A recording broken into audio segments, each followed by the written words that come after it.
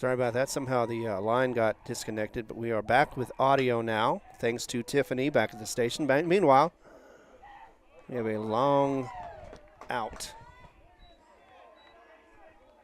What is we counted as an out, so we got 2 outs going. And wonder how long that's been going on. Talking to nobody, apparently. But now I'm talking to you, y'all, as we have another batter up for the Storm. 2 down for the Cleveland Storm, as that is Hilton up at bat. Silas Hilton. And he takes the first one for a ball. Welcome, everyone, once again to Veterans Memorial Complex. I am Ron Gunter. Ty is out for the day. We have a blooper up the middle that's going to be caught by, actually he just tripped by the shortstop, looked like, and tripped on the field. Tried to throw it to first and overthrew it. So another throwing error. Unfortunately, that was not totally his fault. It was the turf that got him. But it did advance the runner to second, so that means Hilton's at second right now. And we already have 1 run. That brought in a run as well. So 1-0, 2 out for the Cleveland Storm, as we're getting everything set up. The next one up is going to be Josiah Armijo. And that one looked like a strike, but it was not called a strike, so it is a ball. So we will go with that. 1 ball. Going to be from for the Tatum girls. They did, of course, win as expected, and that one is off for a foul. That'll be a called strike. Tatum wins over Escalante, 64-27. So they're going to advance as well in the playoffs. That was not a surprise. They've only lost like 2 games this season for the Tatum girls, so they've been a powerhouse, just like the Lady Eagles. 2-1 is the count as we continue. That was a little high. I think he's a little concerned about the runner behind him, but should not be with 2 outs. He's going to run at anything just about. Count is at 3-1 right now, and the wind is still blowing. Just enough, but not enough to where it would blow it out of the park. Right over to shortstop, and shortstop's going to go to first, and that will be the out number 3 that is needed. Stop the bleeding, but there was 1 score for Cleveland. Looks like they had 1 hit, 1 error, 1 left on base, and 1 run. So everything pretty much ones going on that one. As we go to the bottom of the first, we're going to see Cleveland start to warm up, and we'll be back in just a moment right here on your Nomark Broadcasting Network.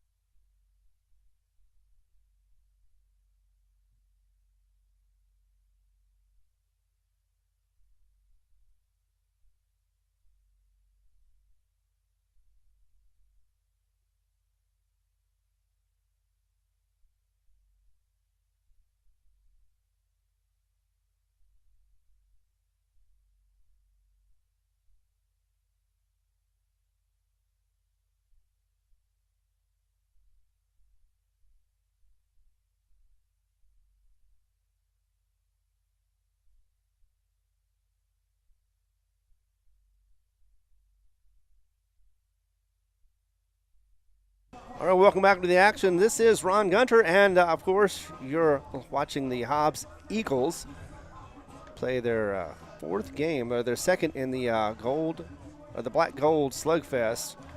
Won yesterday convincingly against Farmington, although it took them a little while to get their bats heated up and also be able to cool off Farmington's bats as well, even though I think Farmington scored throughout pretty much every single inning, but they were not able to get back into the game after the 3rd.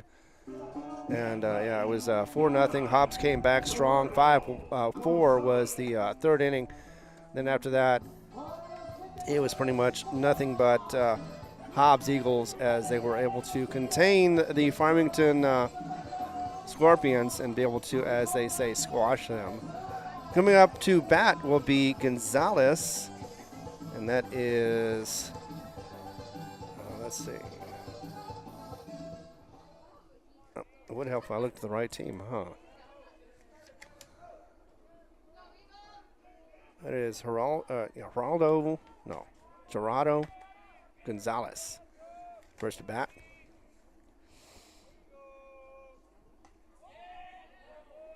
And that one is called a ball. So 1-0 is the count. As we look at his numbers from yesterday, he did pretty well. He was 3 of 4 at the plate. He had 1 run, 1 hit. Also had a triple and struck out twice, though, and was walked once. So he had a pretty good day yesterday. Let's see if we can do the same thing today, as it is 1-1, and that is a high pitch for ball number 2. 2-1 is the count for Gonzalez. There's 2 Gonzalez's, so I'm going to have to say his first name so that it doesn't confuse anybody. Down the middle for a strike, and that is strike number 2. And we are underway on the bottom of the first. Cleveland Storm hold a 1-0 lead. Hobbs going to try to get back into it really quick. That is a strike. Unfortunately, that is strike 3. And that will send him sitting down, Gonzalez Gerardo, for the first out. Josiah Martinez coming up next. Let's see what he did yesterday. He was 4 for 4. He had 1 run, 1 hit, 1 RBI. So he had a pretty good day. Pretty nice lineup. At least he got something done. First pitch is called a strike. As that one is off to the left and a bit outside. So yes, called a ball. 1-1 is the call right now for Martinez. As we have a long game ahead of us. Storm versus Eagles. That one was fouled. Back to the backstop for a strike. 1-2 is the count. Batter is behind once again, and Cleveland looking good as that one didn't quite curve in, but hit the glove of the catcher and bounced off. Luckily did not have any problems with that since there's nobody on base right now. 2-2 is the count as we continue. And the pitch. Swing and a miss. And that is going to be strike number 2. K number 2 and a strike or out as well.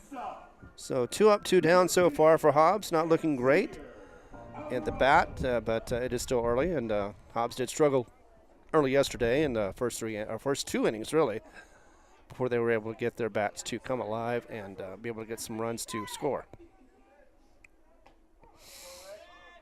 First pitch is a strike for Fuentes. Third one in line for batting. Got another pitch coming up. Here it is. And that is hit up the middle. Is it going to get past? No, it isn't. It's going to go into the shortstop for an easy out. 3 up, 3 down for the Hobbs Eagles, as they are going to be going to the top of the second with the Cleveland Indians. Sorry, Cleveland Indians. I knew I was going to say that sooner or later.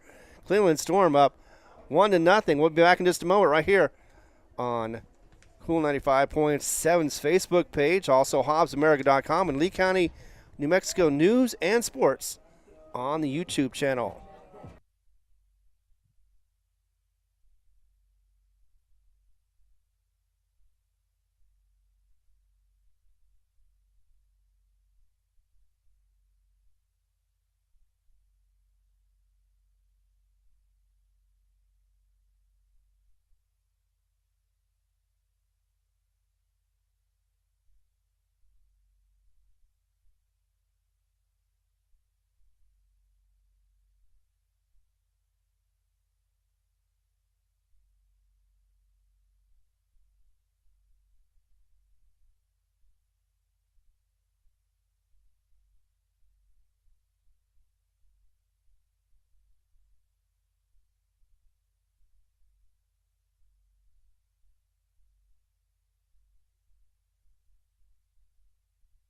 All right, welcome back to action as we're about to get underway. We've got a top of the second. Cleveland is up 1-0, and they've only had a few batters up so far. It's, in fact, it's been just 3. Oh, actually, it's been 5, so write that down. And we are enjoying this nice cold weather. Actually, the fans are out front with the heaters on and being able to keep warm. Once again, this is a team that Hobbs has beat earlier this season, and it was 5-3. They had 8 hits and 2 errors apiece for each side of the team. May see the same kind of stats, but you never know. Saw a scoreless inning in the first. Second was Hobbs was up 1-0 in the second. Third became 0-0, knotted up at 1-0, still with Hobbs in the lead. Went all the way to the 4th inning. Actually, it was the 5th inning, and Hobbs scored 3 runs. It was 3-0. Cleveland still scoreless.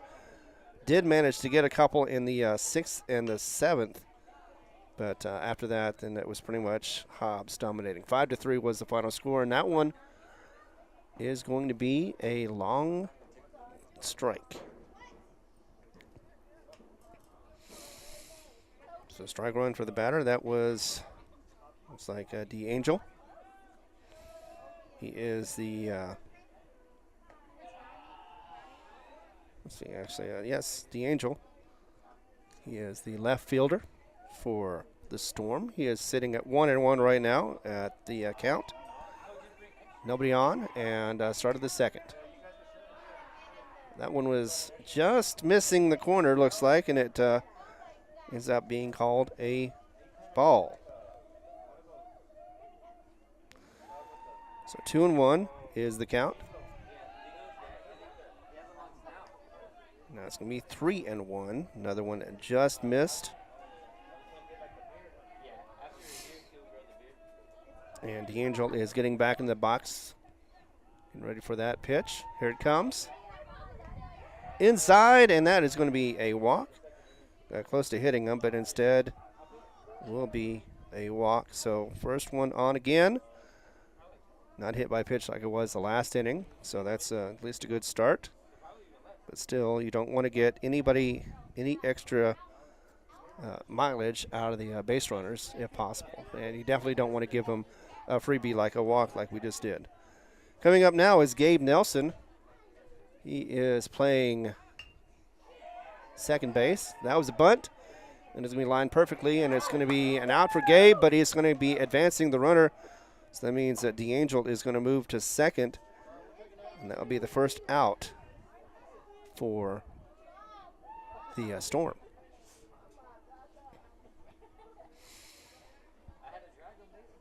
I think that was a 2-3.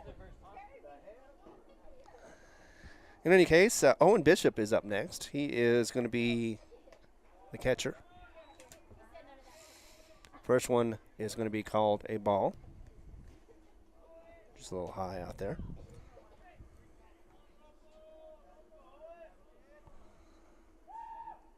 As we see this pitch way outside, was able to corral that. Otherwise, it would have been an advancement of runners, a runner, as we have one already on, DeAngel, who got on there by a walk. He's on second base simply because of a fly. Well, not a fly, but a sacrifice. A bunt. Here is the pitch, and a swing and a miss, and that is definitely going to be a strike. So we've got the count at 2-1 for Bishop.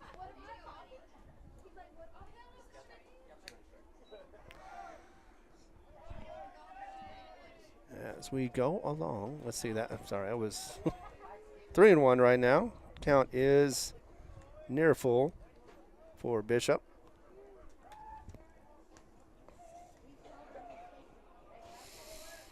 Of course, the Eagles had no hits, no runs, no errors, and nobody on at the bottom of the first. And that is a walk issued.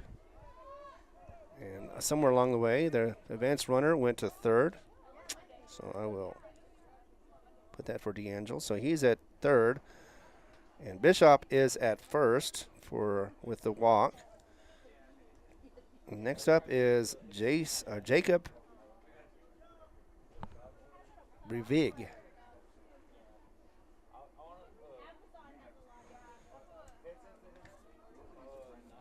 Looks like he's playing second.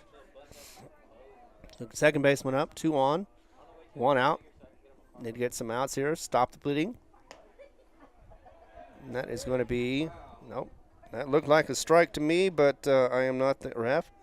So that is a ball. So 1-0 is the count. Swing and a miss, and that is going to be a foul as it goes to the backstop, just to the right of us, or me. So there's 1-1. Another offering. That's pitches have been coming rather quickly. And here it comes. Going to be fumbled, but still attempt. No try to stop him.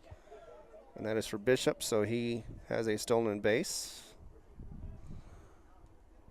And that is considered a ball. So 2-1 is the count right now.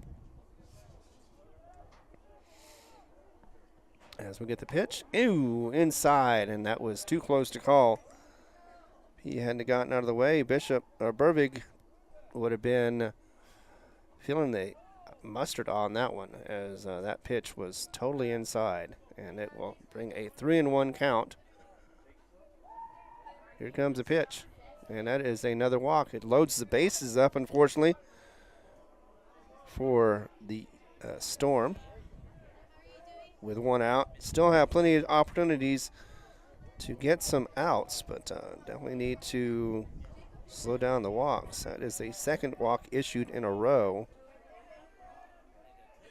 for the Hobbs Eagles, or for the Cleveland Storm, to say. And that one is possibly going to be foul. Yes, it is going to be foul territory, but it still will be catchable, but no. As 3 players go over there, try to catch it, and just are not able to get underneath it. A nice try. A long strike is what this is for Jaden Davis. I guess he is up to bat. His first time up. So 0-1 is the count right now, but 1 out for the Storm, and bases loaded. Any hit will score a run at least. Speaking of which, that one goes to the right, and that is going to find its way to the ground. It's going to run. It's going to get 1 run score, and it's going to get 2 run score. Cleveland early up, getting that first run in the first and 2 in the second. And that is not going to be good so far, although they did, Hobbs was able to overcome some runs early yesterday, but that was against Farmington. That was a lesser team considerably, and Cleveland is very good. They're 3-1 for a reason. As top of the order right now. Up, that first one is a called ball for Jaron Villa. And we are underway for his bat. Another strike, another gap right from the left. He's able to find it, and that is the right fielder that has grabbed it, came back, but not before another run scores. And that is going to be a 4. And so now already Cleveland up 4-0 at the top of the second with 1 out. And a little meeting of the minds as the catcher has come out to talk to his pitcher, just make sure. And the pitcher is Nicholas Gonzalez. Let's see if I have his numbers. Struggling a little bit right now. Hoping he can get back into control and get out of this inning with as minimal damage as possible. Speaking of which, Brandon Hennessy is up at bat for the Storm. He struck out his first time around. Let's see what he does the second time.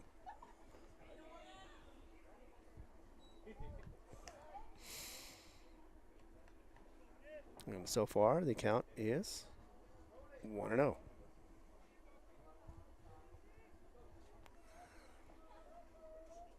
That's right.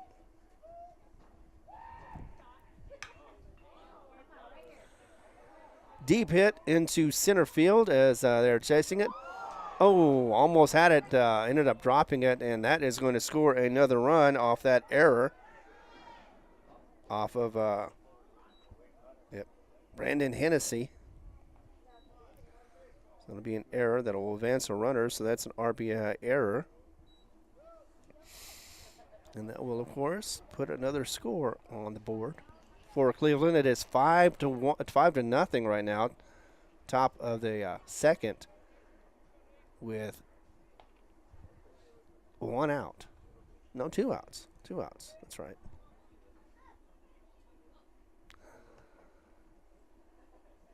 Another bad pitch, but corralled by the catcher. And it will be the count of 1-0.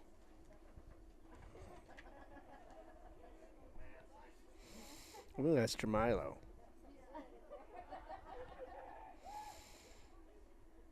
In any case, he saw another one. He held up, and that is a called strike. Didn't swing at it. Thought it was a little outside, but it was just in the box. This one just above, and looks like he was trying to see if he could catch anybody stealing. Did not happen, so the count is now 2-1 for Malachi. He is the first baseman for the Storm. Comes another offering. This one's a little low, and it is tracked down by the first baseman. Got it to the pitcher, but not in time. Looks like he advanced the runner to second. And let's see the call, but it looks like he may be safe at first for Malachi. He is indeed. He did get that hit. That almost was, but not quite. And Brandon Hennessy is now at second. So 2 on, 2 out for Hobbs at the top of the second. So 2-2-2. And that is a 1 for Silas Hilton.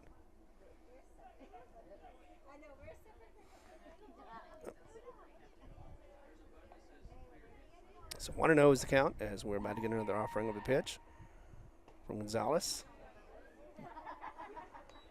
And that is going to be called a strike.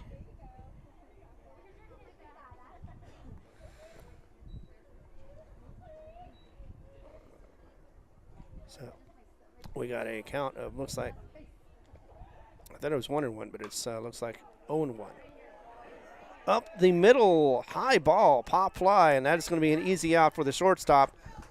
And that is going to end the inning, at the top of the inning, but not before 4 runs come across. 2 are left on. But yeah, the damage has been done, and it looks like it was off of 1 error too. And that is going to add up to, looks like 1 hit. So Hobbs already in a hole after the top of the first. It's going to be 5-0. Hobbs is up to bat next. We'll come back in just a moment. Continue with the coverage right here on your NOMOC broadcast stations.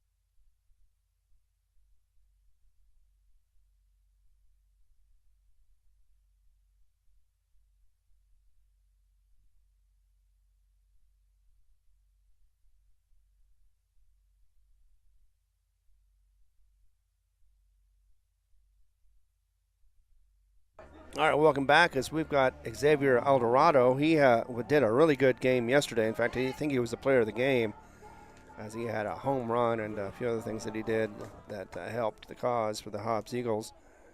Right now, he is it's the first time up at bat, and already has the ball. So 1-0 is the count for Xavier Alvarado. That one was a called strike. I was trying to see. Sometimes you don't always catch what the umpire shows, but that was definitely a strike down the middle. As we get another offering. That one is also a strike. Sometimes he keeps that fist from going up, and then once it does, of course, you know it is a strike, and that is the case. So Alvarado is down on the count, and that one is just about outside. Did not chase it, so good eye for Alvarado. As the count is now 2-2.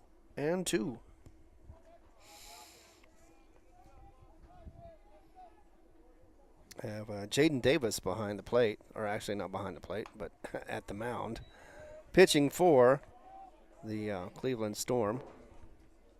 It's going to be a full count now as it goes 3-2.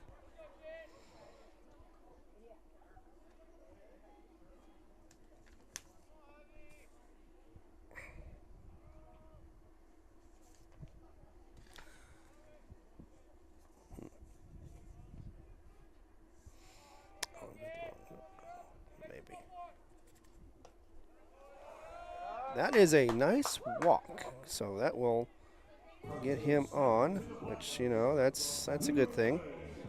Oh, that's what it is.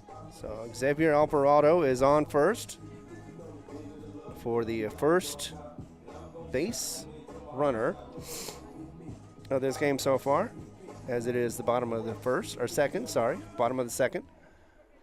And already a conference from the catcher. Just making sure that they're on the same page. As up next is going to be Hernandez. See what he did yesterday. He was up 3 times, and at the plate he had 2 strikeouts. Right now it is 0-1 is the count.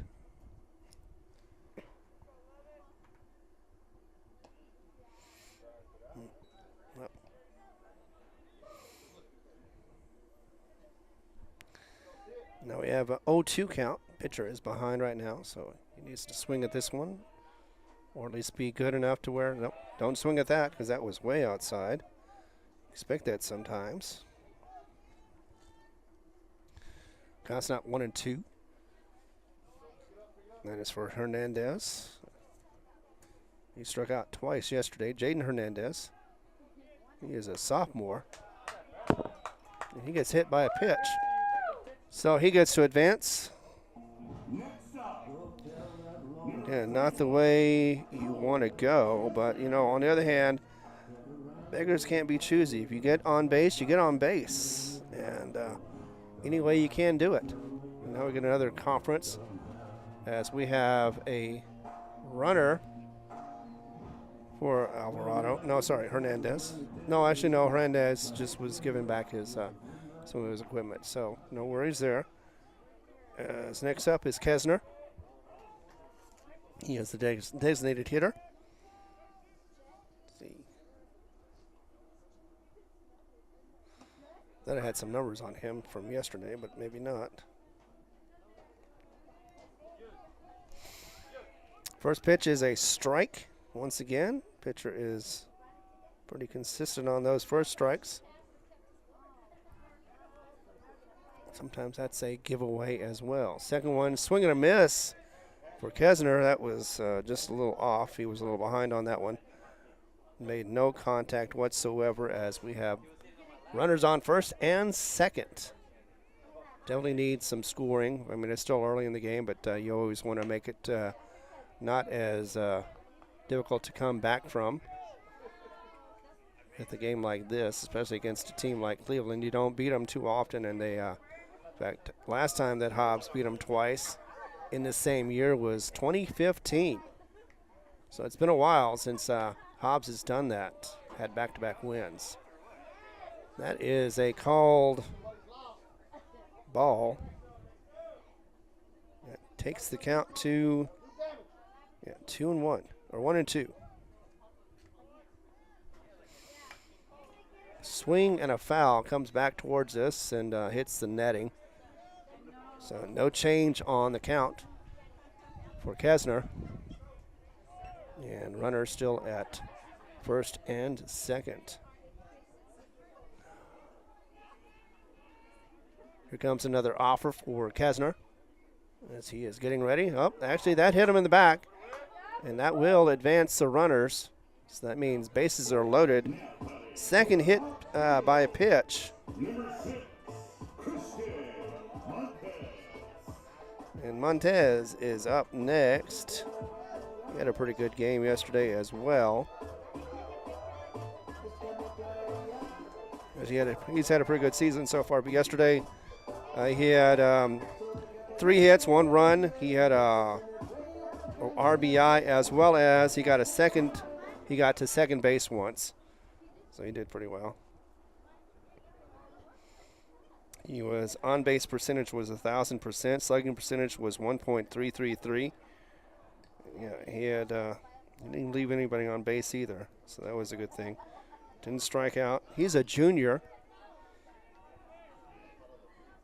Christian Montez. Here we go. As he gets into the batter's box, he is ready to go.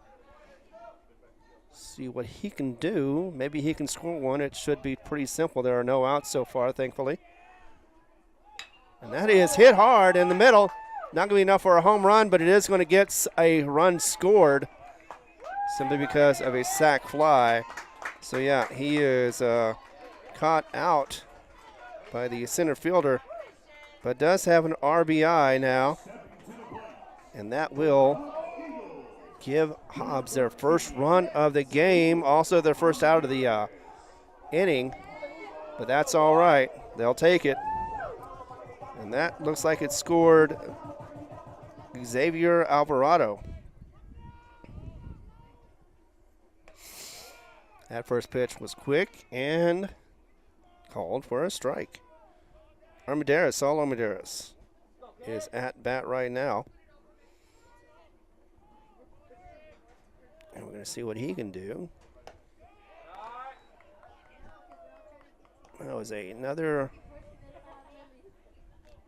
Actually, no, that's a ball. So it's 2-0, the count for Saul Armendariz.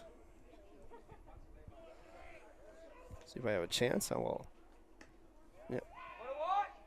3-0 for Saul. Better call Saul. You know, he had a pretty good game yesterday. He had 1 run. He had 2 strikeouts, maybe not as good as I thought he was, and he did walk 1. So he may walk again. Who knows? 2 on, first and second with 1 out. And he does get to walk. So Saul is on. And once again, the bases are loaded thanks to that walk.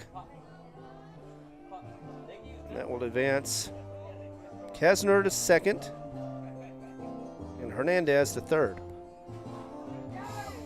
And up next is going to be Camacho. He had a nice game yesterday. He came up, well, no, actually he didn't do much of anything yesterday. 3 up, 3 down, 2 strikes to his name, didn't do anything else. Maybe he can rectify that with this one, especially since if he hits anything good, he might get a couple of RBIs. First one was a strike, though. He had to lunge out of the way on that one, possibly. Maybe a little overacting, but still. That was called a strike, regardless of his reaction. And Camacho is 0-2 on the count as this pitch is delivered.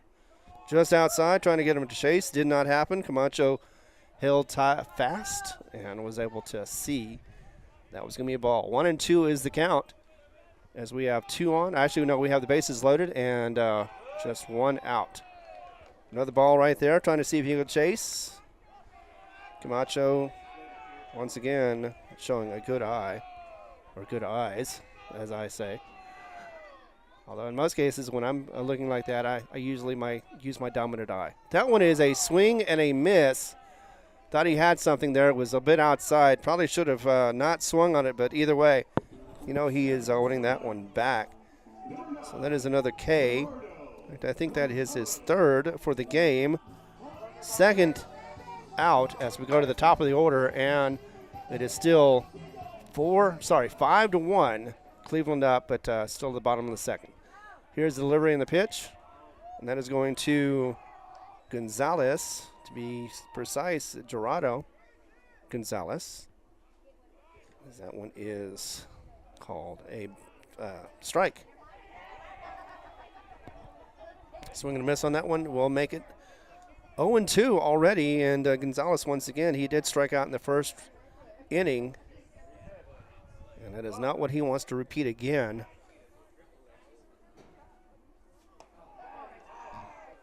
And he did. So once again, a couple of left on base. Hobbs was able to get one run to come in and at least make it a bit closer of a game, but still, three strikes on that one gets Gonzalez out. We're going to be at the top of the third, and it is still 5-1. Cleveland Storm up. I think they're coming back after that last loss they had in Cleveland just the other day against Hobbs. And so, it's not looking good for Hobbs. But again, they struggled again yesterday before they had a good third inning and beyond. So we'll come back in just a moment to continue with the coverage.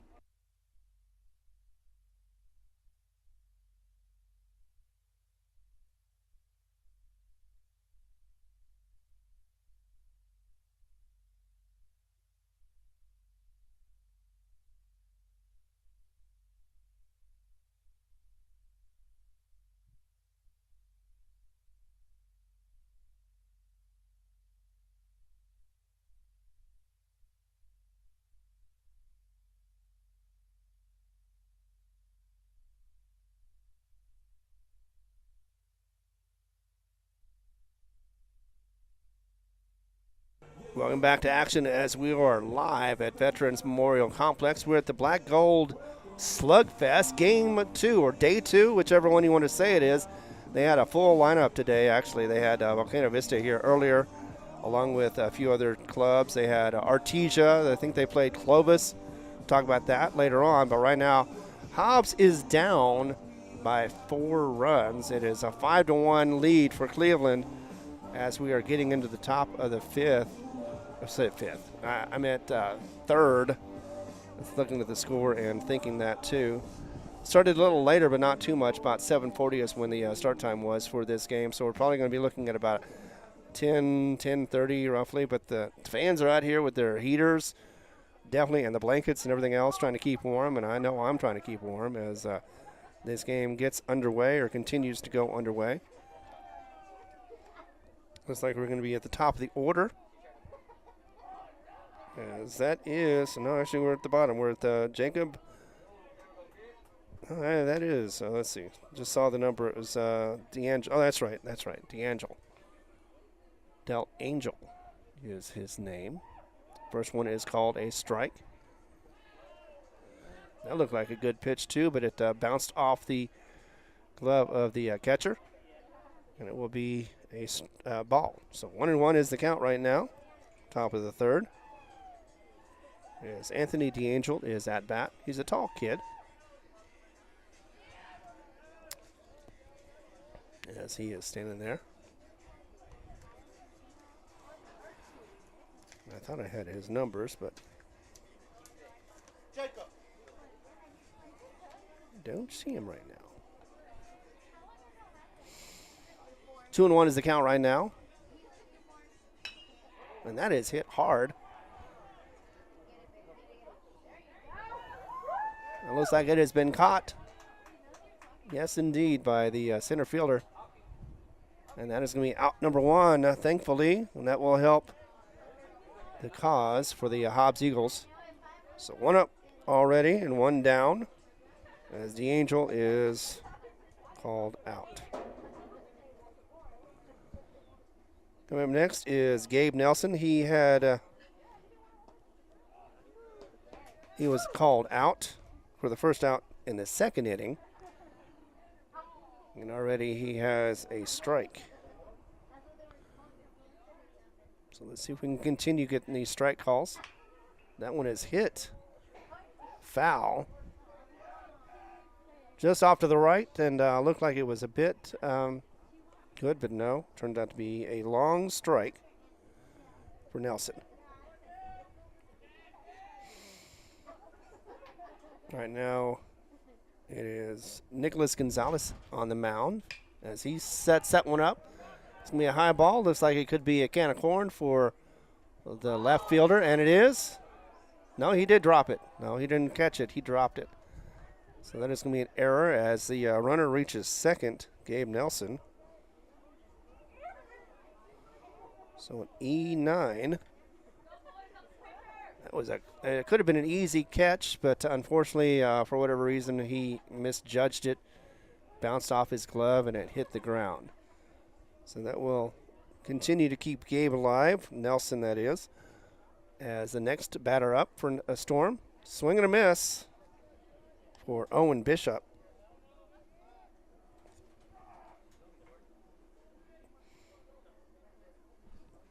One of those easy outs, really you can't take them for granted. You got to take them when you can, and unfortunately Hobbs was unable to do that. 1-1 is the count right now for Owen Bishop, as he had walked in the previous at-bat. Well, that's just a bit inside, and it is called a strike, though, and it caught the corner. Owen is now 1-2 on the count, so that means Gonzalez is doing something right in this one. No chasing as Owen just sits there. Count's now 2-2. We have one on, one out. Runner at second. That is Gabe Nelson for the Storm. Hobbs trying to get back into this game. They first need to go ahead and get out of this. Stop bleeding. And here is the pitch. No, I was expecting to see another call for a strike, but that was not the case. Full count is on for Bishop. On Bishop at the in the box. Swing, and he hits it, but it is fouled. So no change. As we go again. See if Gonzalez can get him to swing out, pop out, do something, but definitely wants to get those two outs that are remaining to get out of the inning. Here's the pitch. It is up the middle and in the gap. And that is going to find its way, possibly going to score. Yes, it did. Scored Nelson, Gabe Nelson. So he goes across.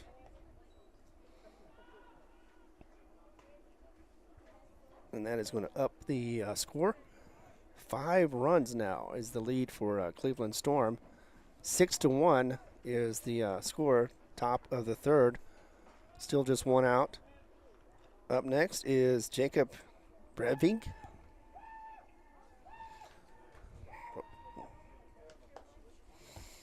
High delivery for a ball.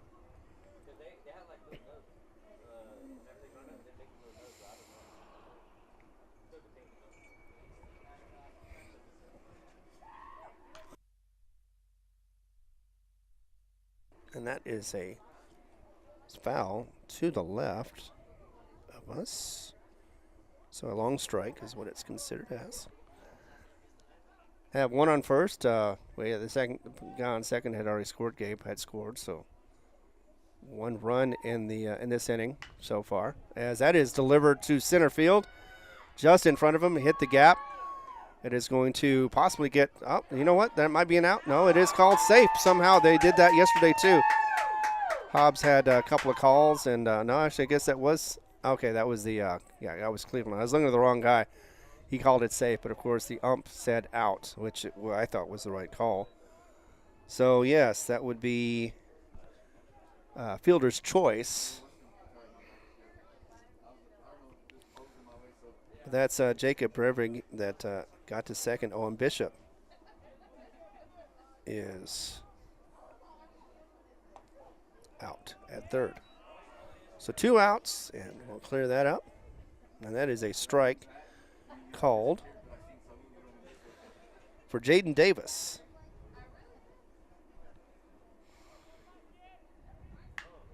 And he yanks it. Actually, that's not Jaden Davis. That is a hit to center field. That was, well, that was the 3rd out. That's what that was. So ended up getting out of that inning, but not before a little damage was done. 1 run, a couple of hits, and 1 left on base. As we go to the bottom of the 3rd, Hobbs is going to try to get back into this. They're down by 5. And on this chilly night, seeing if they can get some runs generated and be able to get back into it like they did yesterday. Be back in just a moment right here on No Mark Broadcasting Network.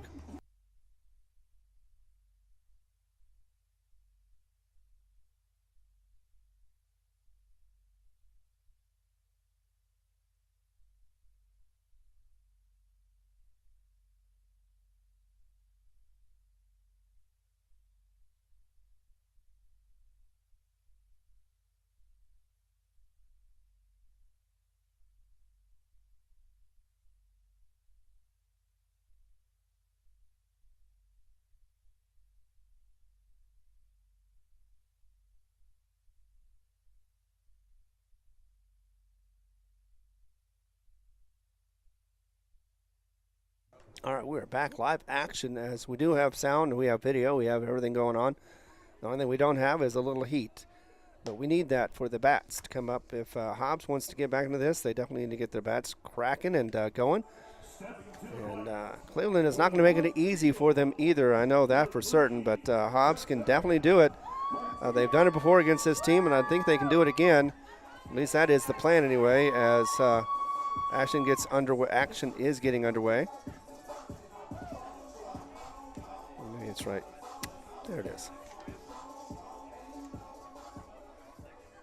We have batter first up for Hobbs. That is a called strike. I was expecting to not to see that fist, but said yes, it was a strike. And that is going to be, looks like Martinez. That one is a ball, just outside, definitely, for a 1-1 count.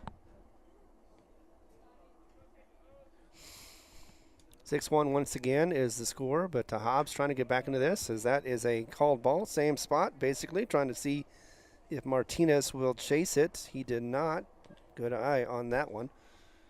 So pitcher may just change it in, and did hit it up the middle, right to him. Pitcher is going to go ahead and right to the first baseman, and that is going to be an easy out.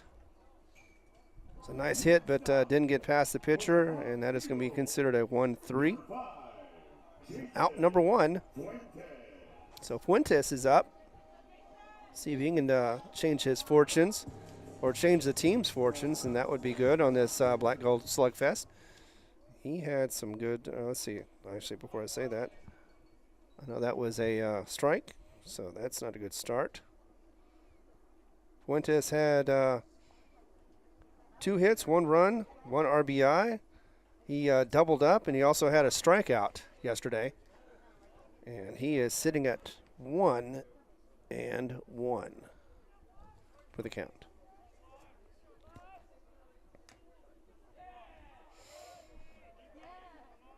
That is considered a strike, called at that. So 1-2 is the count right now. Fuentes is still trying to see if he can get a hit. And he almost gets hit with the ball as he gets to lean back. Sometimes that means that pitchers either not controlling it as well as they want to, or they just don't want you crowding the base. But either way, 2-2 is the count right now as he gets to another delivery. And that was hit high in the air, but it is in the infield. And it is catchable by, well, it was almost called off. It should have been called off, but instead the pitcher ends up getting it before it goes out. Or at least it was what it could have been foul, but it wasn't quite.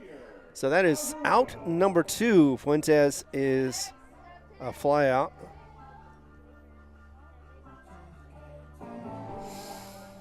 And that leaves the hopes to continue this inning with Xavier Alvaredo. Only scorer so far for him. And he does hit it to the shortstop, gets a little extra stutter step, and he is called out for the 6-3. So that does go quickly, as Hobbs is unable to answer with a score.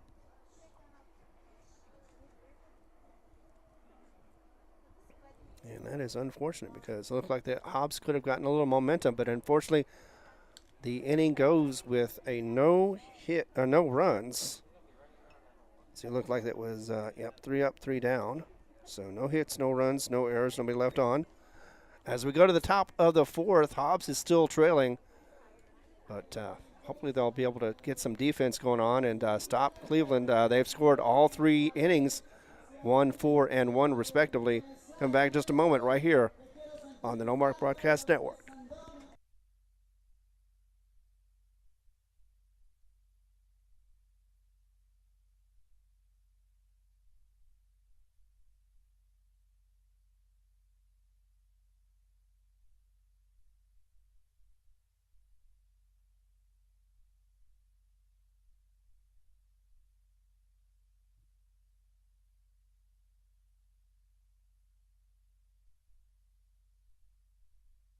All right, welcome back. This game is going a little faster than yesterday's, but is not going in the way of Hobbs, although only in the 3rd inning, actually at the top of the 4th now, as Hobbs is up to pitch once again, hoping to change the momentum of the storm. You know, sometimes it's hard to stop a storm from happening, but Hobbs did it before. They did it in Cleveland. They're going to hopefully try to do it again. Have that, hopefully the game plan will be the same or similar anyway as far as being able to get the win, as Hobbs is about warmed up and ready to give these batters a challenge. Looks like first up for the Storm could be Jaden Davis is the pitcher.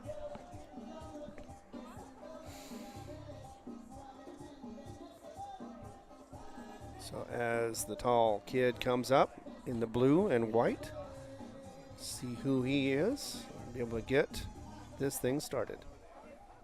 All right, that is Hennessy, Brandon Hennessy. He struck out in the 1st, and he had an error, got an RBI error. That was a throwing error, I believe it was, in the 2nd. So we're going to see if he can produce anything in the 3rd. Hobbs, of course, trying not to have that happen.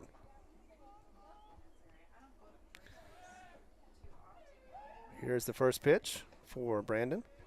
It is just outside for ball 1.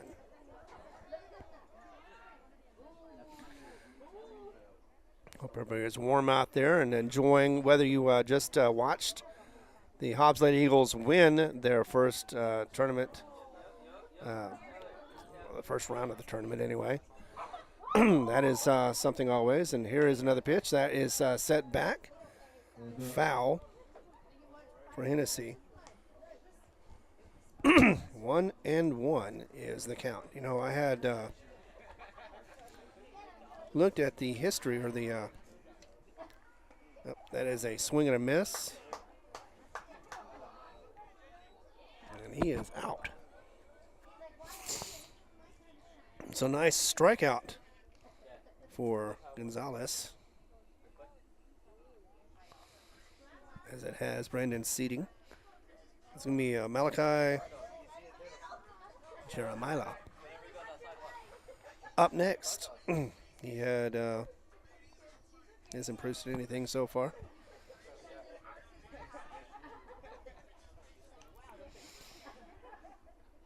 That is a strike call for the first pitch. So 1 down, 1 out. And that's in. All right, that is inside. Just barely missing the strike zone for a ball call. So 1-1 is the count. And that one is strung to the left, or is it? No, it's the right. As it goes to the right fielder and is able to track it down, but not before a hit is earned by the Storm player. So that is a single. Nice hit, though, as it went almost near the gap, but was able to be corralled by the right fielder. So one hit so far, as we have another batter. This time it's Silas Hilton. And that is going to be a foul.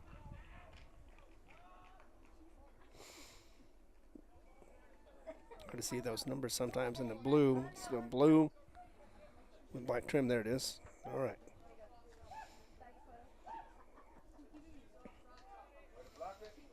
A little low, and it was caught by the catcher to stop it from going any further. It would have advanced the runner. Did not do that, luckily. With one out, one on first. And Silas Hilton at the plate, or at the bat. Swing and a miss for Hilton. Is 1-2. Getting enough breeze as it is. We don't need any more. Hoping to get. He was the third out from.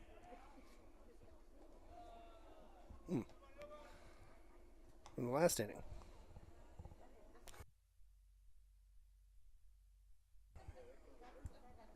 1-2 is the count. And Hilton is ready for another bat. Comes the pitch, and it is swung on, and it will be foul. So it won't change, and the runner will have to go back to first for Cleveland. Cleveland trying to get more runs to get more insurance, get the win, and even it up the series. Well, I guess you call it series. Between Hobbs, they lost against them in Cleveland at their tournament, and they're trying to return the favor here. Of course, Hobbs has other things in mind. That is a nice hit. Goes to second, or goes actually to the shortstop. Goes for a double play. No. Close to a double play, but not showing the out on the second. So fielder's choice on that one, as it did not go for the out, but did get an out.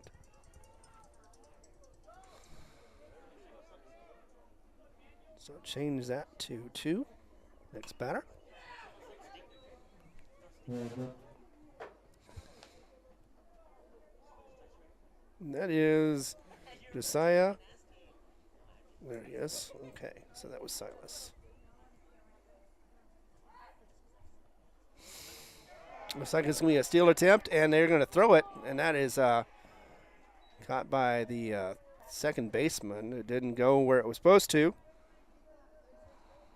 and that means a stolen base for Cleveland and for Hilton. That means a 1-1 count for Josiah Armijo. Swing and a miss, and that will be 1-2. As Gonzalez is ahead of the count. Nicholas Gonzalez ahead of the count for the Hobbs Eagles. Wanting to get out of this, though, without any extra bleeding going on. Already have 1 run extra. Don't want any more.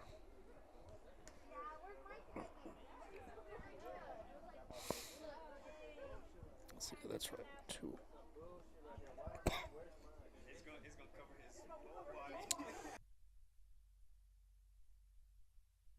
Here comes the pitch. And it's going to be hit low and foul. No doubt about that. So not going to change the count. 1-2 is the count.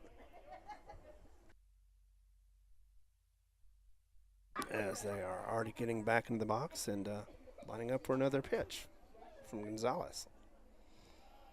Trying to get out of this inning as fast as possible. Hit up the middle. Looks like it's going to find the gap, and it did. It's going to be the center fielder that's going to throw it to the catcher, not in time, and safe at second Unfortunately, that chain of events gives Cleveland another run. And that puts them on the board in the top of the fourth. And makes it also 7-1. And that's a 6-run lead. And the Hobbs is definitely going to have to get started on their bats if they want to get back into this one. So, yes, that's going to be tough to score. Right now it looks like it's Anthony Angel again.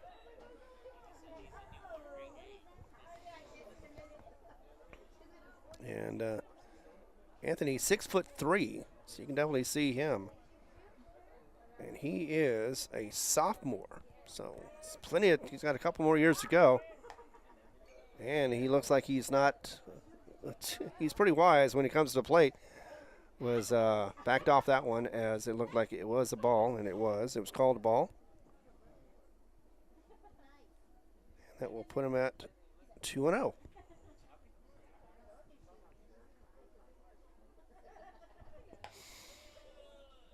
Just a bit high and didn't hit the strike zone, so 3-0. Batter ahead. Pitcher's going to have to pitch to get this back into it.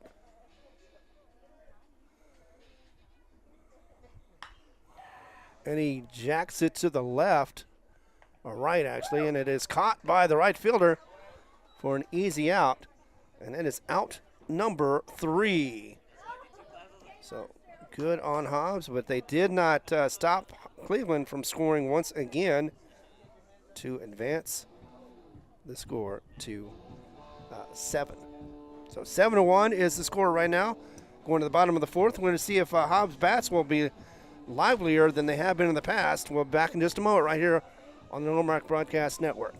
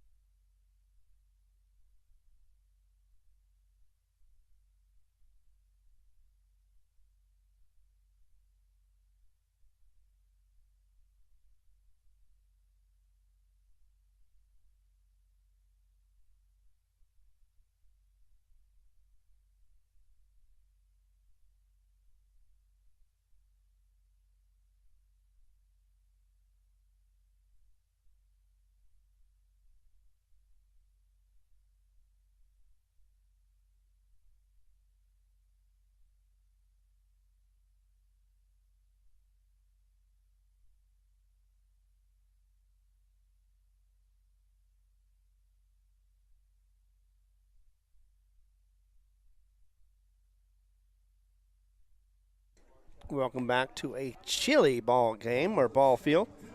Temperature showing 40 degrees. It also says it feels like 32. I can believe that with the wind the way it is. And speaking of being chill, the bats for Hobbs have been a little too chill right now. They need to warm up, liven up, and be able to get back into it. Down by 6. 7-1 is the score at bottom of the fourth as Cleveland is rocking, so to speak, as they're trying to get back into it. The only loss they've had so far this season is against Hobbs, and that was at their own Cleveland tournament. First ball is a strike as he whiffs at it. That is Hernandez, so that is going to be definitely a strike on that first pitch. So here we come with the second one. Hernandez hits the ball, but it goes foul, so that'll be a long strike for strike number 2. Talking about Coach Shane Schillenberger, as he's had quite a career going on from him. We'll talk about him. He's had 344 wins during his career. And he has some other attributes as well. 1-2, or it's 2-1. No, yeah, 1-2. I said it right. For Hernandez. As a delivery. That is definitely outside for a ball. In fact, luckily for Cleveland, there was no runners. Hobbs could have advanced easily as that goes 2-2 for the count.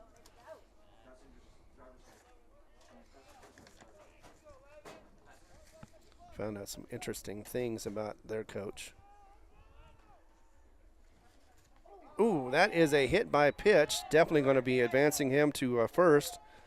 As once again, I think that's the third time that has happened for Hobbs. But actually, that's his second time. Hernandez was hit before. So that's the second time he's been hit by pitch and had to get to first base. And now we've got the pinch runner. Let's see, that is going to be, looks like that was.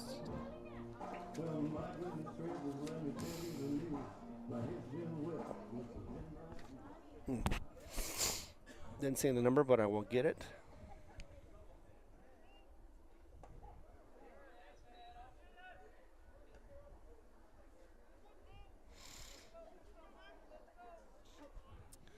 That was a nice pitch for a strike. Get that changed.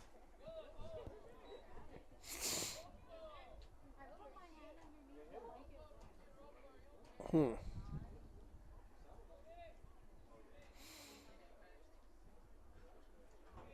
going to check on that one. That looked like it hit. So I'm going to have a little bit of a timeout. That was a called strike. That's against Kessner.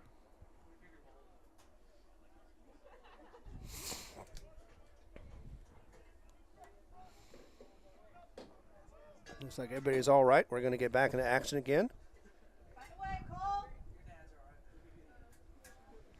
Once again, Cole Kessner on for the batter. Oh, one on right now. No outs. Bottom of the fourth. Another outside ball. Makes the count 1-2.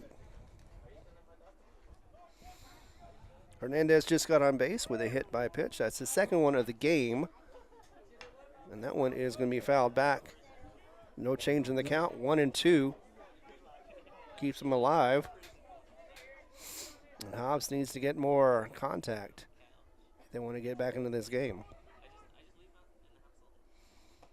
It's another one that was not chased by Hernandez. Sorry, Kessner. So it'll be a count of 2-2. It's a good eye.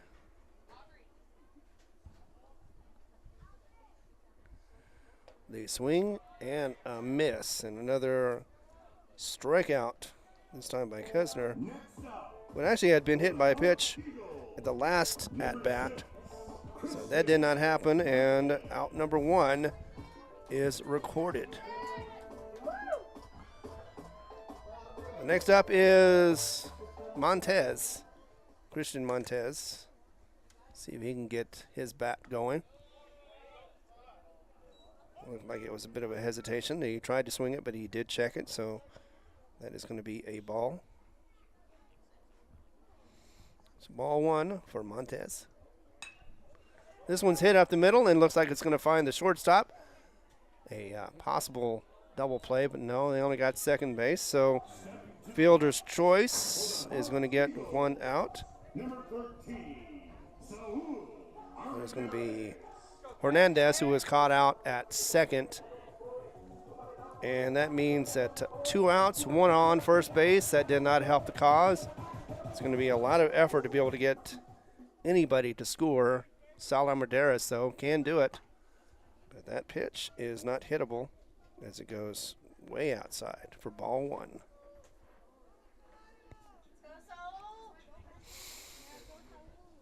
Yep. Armendariz out there trying to get something going for the offense of the Hobbs Eagles. Another ball. Don't know why. But 2-0. And yeah. See what Saul did. That is called a strike. It was a little late. I thought wasn't certain about the call, but ref did give the fist. 1-2. 2-1. I'll get it right. And that one is hit up the middle. Looks like it might find the, did not find the gap. In fact, that was a nice slide by the center fielder for Cleveland for the third out. Very, gave his body up basically. It did not hurt him though, but it did hurt the Eagles as their cause is still floundering And did not have any hits, was hit by a pitch. No errors, one left on base. And that is no runs as well. So that is not going to help their cause at all as they continue to trail this Cleveland Storm team. It is now 7-1 as we go into the top of the fifth. Back in just moments right here on the Normark Broadcasting Network.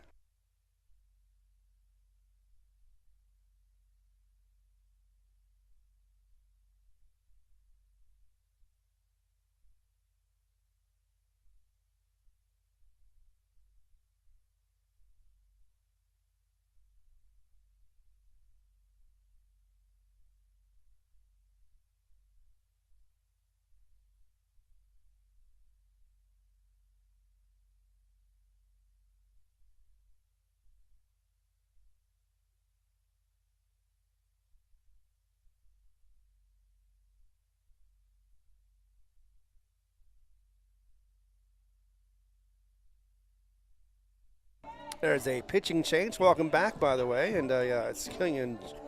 Let's see, what was it? Kenyon Johnson is going to be pitching in relief. So he'll be on from the fifth, at least for a little while anyway. And see what he can do. That's one of the reasons maybe why we was missing him. I thought maybe he might come out. And now he is pitching, so we won't be seeing him as a batter. We're going to see what he can do as a pitcher. It seemed like he was pretty good. That was a nice duck. Catcher, for whatever reason, was trying to throw to second, and maybe he didn't get enough air on that one and threw it right to the pitcher. He had to duck, be able to get out of the way, and now he's coming over there and just letting him know that was an accident, or that wasn't on purpose anyway. But Kenyon Johnson out there to try to see if he can get Cleveland out, 3 and up, 3 down. Definitely would be a good start and definitely a good relief. Could be a nice win for Johnson. As coming up is, looks like Gabe Nelson. Let's see, Gabe Nelson is 6 foot tall. And that one was a ball. So 1-0.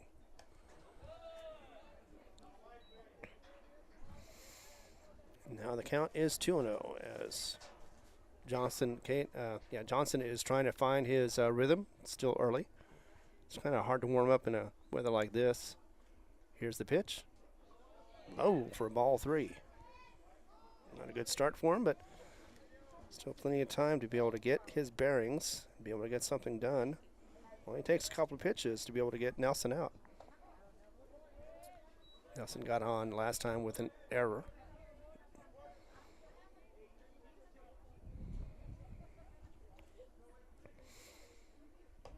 And that one looks like it didn't. I thought it was going to be called strike, but it was not. It was a walk. And first batter is going to be advanced to first. That'll bring up Owen Bishop, who was walked both times as well.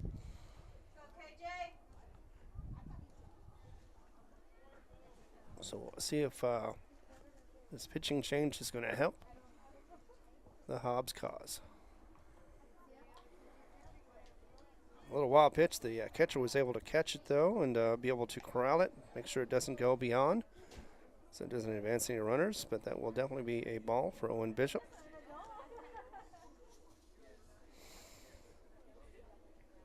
Got to give it up to Hernandez, who is catching tonight, making sure that that ball does not go any further than it has to. That is a called strike. So 1-1 is the count. As we are in the top of the fifth, no outs, 1 on, first base. That is Gabe Nelson.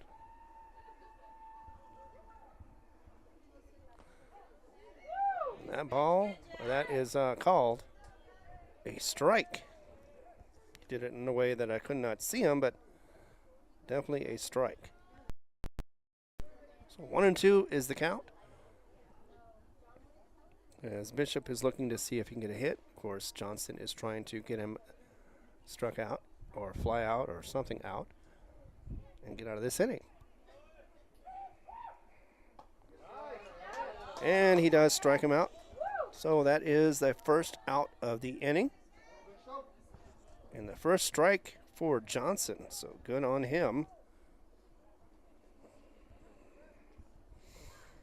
As we have Jacob Breivig up next. He has walked and had a fielder's choice in the third.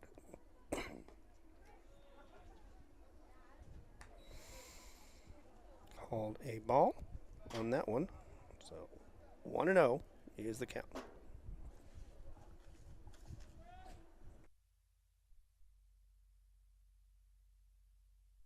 Sometimes I feel like a juggler with all this wind going on. I have to make sure the paperwork doesn't fly away, and or just keep an eye on all the excitement. 1-1 is the count, by the way.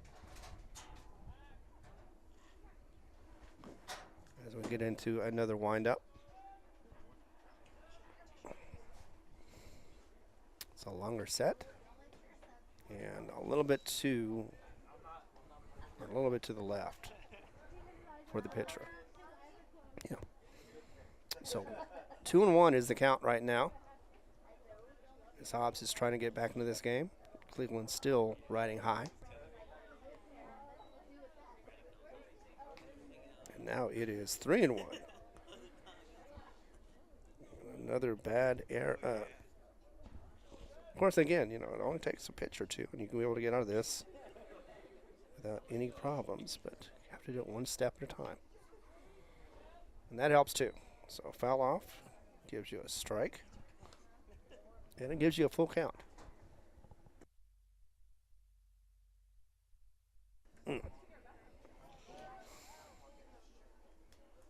Setting up the defense, actually.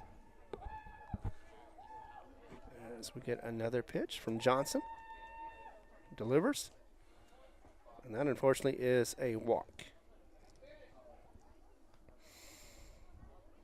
So he walked Gabe. He's walked Jacob Breivig. And that makes the two that are on base right now. With one out in the top of the fifth. And a runner in scoring position, basically, with Gabe Nelson. What's coming up next will be a big swing and a foul ball. And that is from Villa. Jaron Villa. Top of the order to you. That is a strike.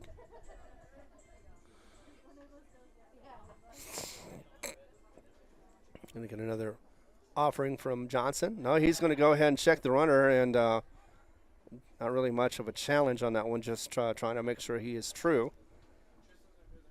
And you don't get to see that too often, but especially with two runners on. I'm going to check again. Nope, instead, swing, and it looks like that's going to be just foul. And that's good, because if it would have been true, it would have been at least 1 to 2 runs scored in. So that is a foul ball. Counts now 0-2 for Jaron Villa. He got hit by a pitch in the first. Hasn't really done much since. That's also foul. No change on that one, as the runners stay the same, first and second. Could get a double play here. That would end the inning and stop the scoring for Cleveland. Up the middle is that hit, and it looks like it's going to be, nope, not caught at all. That's the second baseman. And instead of being an out, or possible 2 outs, it is going to be an error. And then it's going to put base runners on first, second, and third.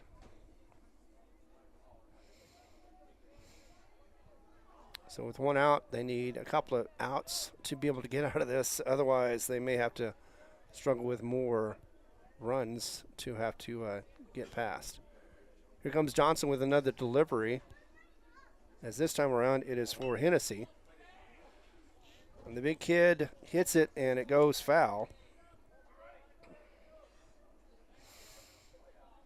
I said this kid is, let's see.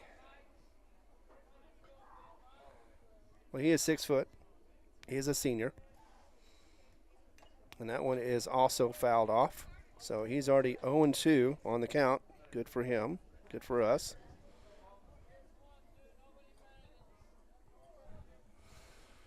Definitely need an out or two more. Get an easy out on this one. That'd be good. Hits it up the middle, though. Goes past the gap on the shortstop, and it's going to be in the outfield. And that is going to score at least one run before it is corralled. Still keeps the bases loaded as one run comes in. And that is one of those situations, a formula that adds up for a victory for you. And Cleveland is on that right track as they get another single. And that would advance, looks like that was Gabe Nelson, who had that awful walk. Here comes the delivery, and it's inside. Did not hit him, but definitely a ball, as that was pitched to Jeremiah for a ball. Just got that pitch. Makes it 2-0 on the count.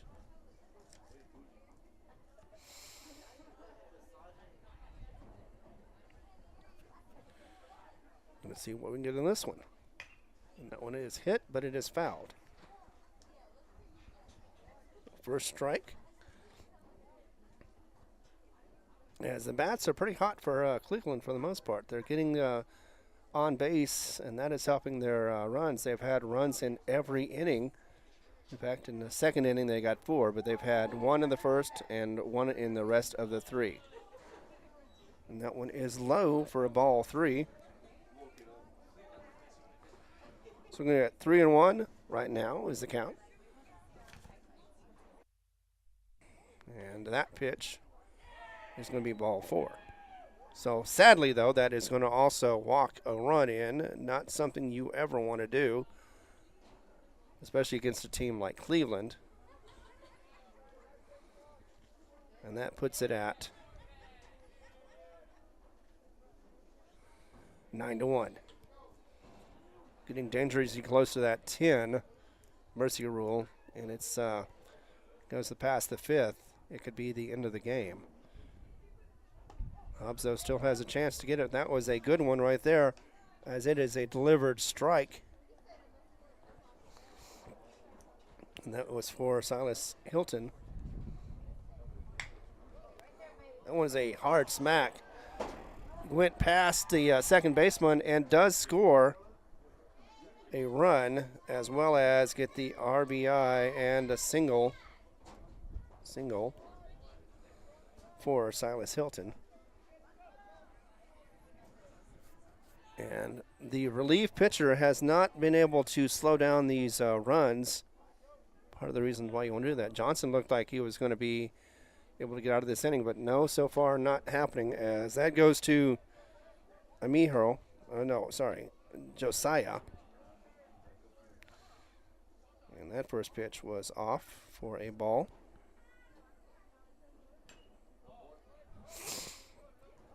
Foul on that one as it goes back.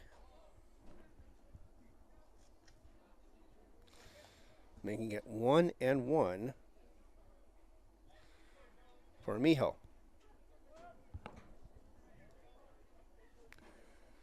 As he gathers himself up, gets back in the box, bounces around, makes sure he's nice and warm too. Throws, and that is over the head. And in fact, he had to duck on that one. Johnson, not sure if he lost the ball, just trying to keep him inside, whatever it was. Not a good throw for him, as that almost hit him. It would have advanced and gotten another run, so you definitely don't want to do that. 2-1 is the count. Or 1-2 is the count. And that will be a called strike 3. So 2 down, so at least he's getting a couple of, that's his second strike of the game. But so far 3 runs have come across. And the bases are loaded, so he needs one more out to be able to get out of this without any more damage. DeAngel is up, tall kid once again, being able to hit that ball real quickly and goes foul. So 0-1 is the count for Anthony DeAngel.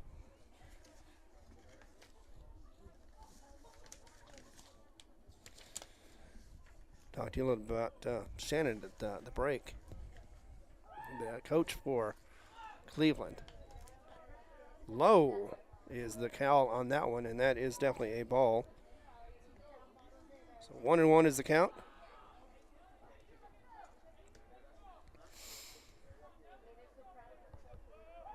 And Hobbs ready for another pitch. Here it is. Another foul ball. Haven't had too many of those so far this game, and on either side. Seems to be going rather smoothly. It's a little after 9 o'clock right now. Temperature not warming up, and the wind still not slowing down. In fact, actually, it did change direction, looks like, so it's not been so bad for us here in the booth as we go 2-2. But actually, it looks like it could cause some fair balls to go foul if hit just right. So maybe a good thing, maybe bad, depends on who's hitting. As Johnson is lining up for another pitch. Here it is, and that is hit. Looks like it's going to go deep down the middle, and it's going to be caught for the third out. So luckily that was a saver, but not before. Cleveland was able to score 3 runs of their own to extend their lead. 10-1 is the score. Got to get that fixed. 10-1 is the score now as we go to the bottom of the 5th. And, Cleveland is flirting with that mercy rule. Remember, if it's 10 runs, then that is the end of the game after 5 innings. I did some research about Coach for the Cleveland Storm, and turns out he has quite a career, and he's been with Cleveland for the Storm for quite a while as far as being a coach. But of course, he also had a nice little career as a player. And if I can get my stuff from not blowing around, I will definitely tell you about it. Here it is. Yeah, he was actually played in for Eastern New Mexico University back in 1975. He returned as an assistant coach in 1996. Of course, he also set the team records for batting average at .430, hits at 80, runs at 57, and doubles at 22. And Schellenberger also tied a record with 5 hits in a game. His 80 hits were were at the Lone Star Conference record at the time. Now, Schellenberger was a first-team All-Lone Star Conference and first-team All-Region selection. He was born in Portales, New Mexico, and he was drafted by the Baltimore Orioles back in 1991. He's been coaching here long enough that he's gotten his 300 wins plus. He's got 344, working on 345 right now against the Hobbs Eagles, who beat them earlier this season. Hoping to see Hobbs come back in this one. Speaking of which, here we come. First pitch, and that's going to be fouled. And batting is going to be, of course, the Hobbs Eagle.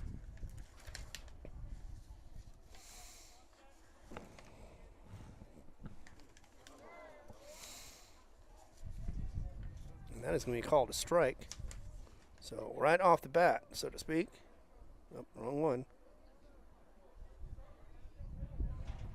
0-2.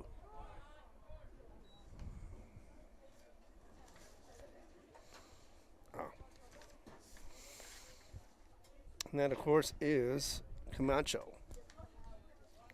He got struck out in the second. And speaking of which, he got struck out again. So 3 up, 3 down on that one. Not a good look for the Eagles so far. And yeah, just when I said the wind had slowed down a little bit, possibly, maybe even not even hitting us, it is now blowing directly in, it seems like, to the press box. So 1 down, 1 out down for the Hobbs Eagles. As the top of the order is coming up, it is going to be Gabriel Gonzalez.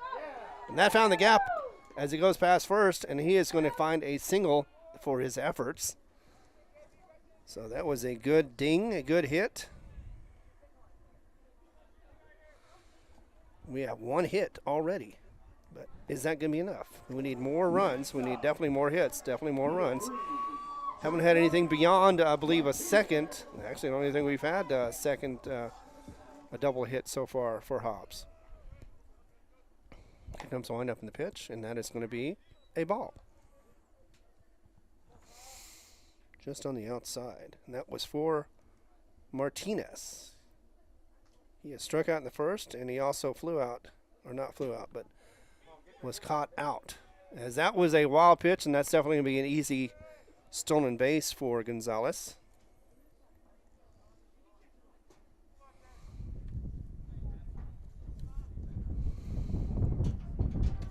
Oh, yeah. I'm definitely trying to keep my paper from blowing away. It's fun stuff. As we are at 2-0. I'll be calling that one because that was a foul ball. So no advancement on the run, or the runners. 2-1 is the count for Martinez. And that's going to be Josiah Martinez, the senior. Remember, last year we didn't have a whole lot of seniors, but this year we do have quite a few. In fact, so does Cleveland. Cleveland has 8 seniors, 5 juniors, and 2 sophomores on the team. So they're going to be tough to beat this year. And that is going to issue walk for ball 4.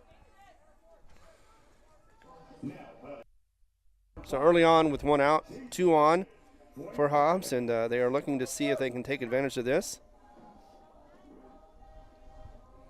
So far, a single got them a runner on Gonzalez, and a walk advanced him to second. Actually, no, he had already advanced. Now then he's going to go to third base, and so looks like we got another single from Fuentes, and this time around he has loaded the bases up. And this looks like one of the better innings for Hobbs so far with 1 out, as we have runners on first, second, and third, respectively. Coming up right now is going to be, should be Alvarado. No, actually it's Fuentes. Oh, it was a foul ball. All right, well, that's why. Of course, everything can't go right with Hobbs. They got to. So that was close to I guess it was foul. So he's still alive. 1-1 is the count. Now it's 1-2, or 2-1. I'm going to blame it on the cold. I cannot think straight.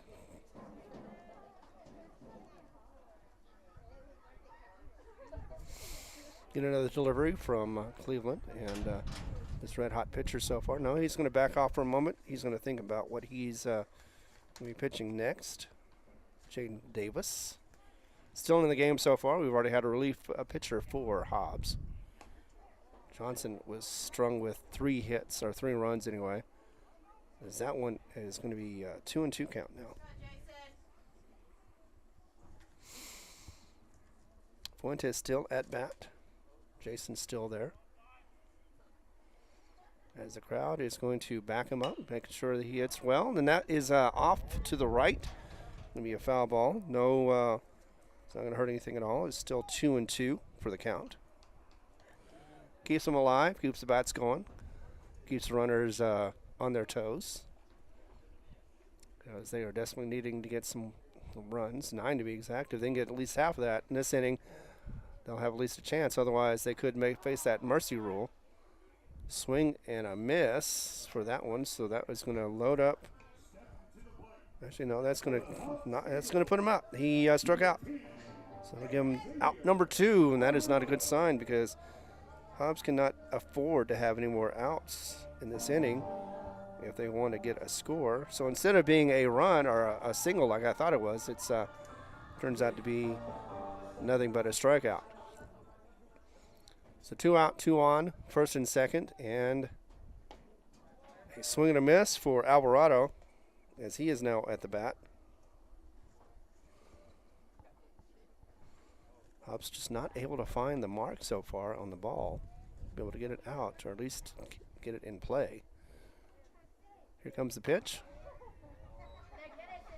And that is called a strike. Took a moment for him to get that call, but it is called a strike. So unfortunately, Alvarado is down on the count, 0-2. And here comes the delivery. A little high, and that's going to advance the runners. I don't know if it's going to matter much, but still, it does advance the runners. They're going to stay at second and third, respectively, on that wild pitch.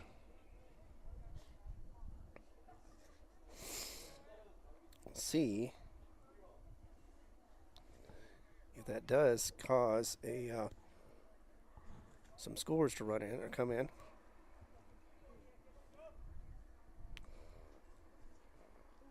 And once again, though, actually this might do it. With a wild pitch, yes, indeed, and that's a slide and a score for Hobbs. That was Gonzalez. So helping out his brother, who was pitching earlier. Trying to get Hobbs back into this, and that one run is going to help make it an 8-point difference. 10-2. I mean, as the delivery is hit, and it goes deep into left. Actually, it's going to go right to the wall. Be able to advance another runner as he gets to second, standing up second. As he goes and as he does that, of course, the Cleveland Storm getting together. Meeting of the minds, so to speak. So we're going to take a break, get back to you, and continue with the action right here at Veterans Memorial Complex. This is the Black Gold Slugfest.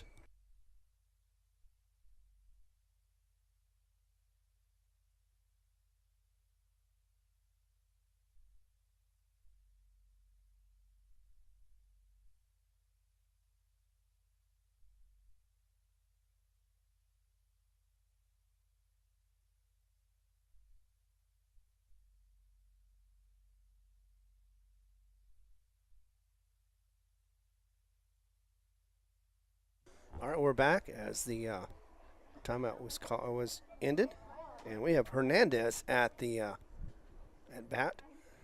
1 on, 2 outs. We're going to see what he can do to advance the runners. He did get hit by pitches twice. Let's see if that happens again. Hopefully not. I'd like to see him get something other than a bruise to show for what he has done today.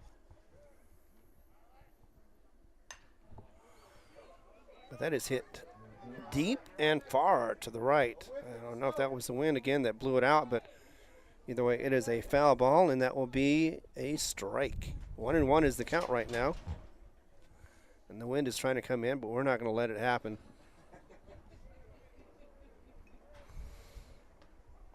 And that one is called a strike.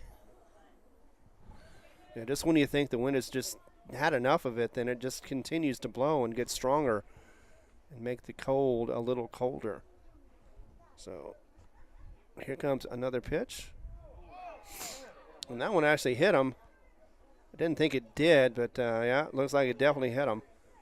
And again, he gets hit by a pitch. So Hernandez, 3 for 3 on hit by pitches. Again, not sure if it's his cologne or his personality, whatever's going on. It is drawing that ball to him all 3 times. And that is something that I do not envy at all for anybody, as he gets a pinch hit, a runner out there. That looks like it is Thomas Arillo. He is a senior as well.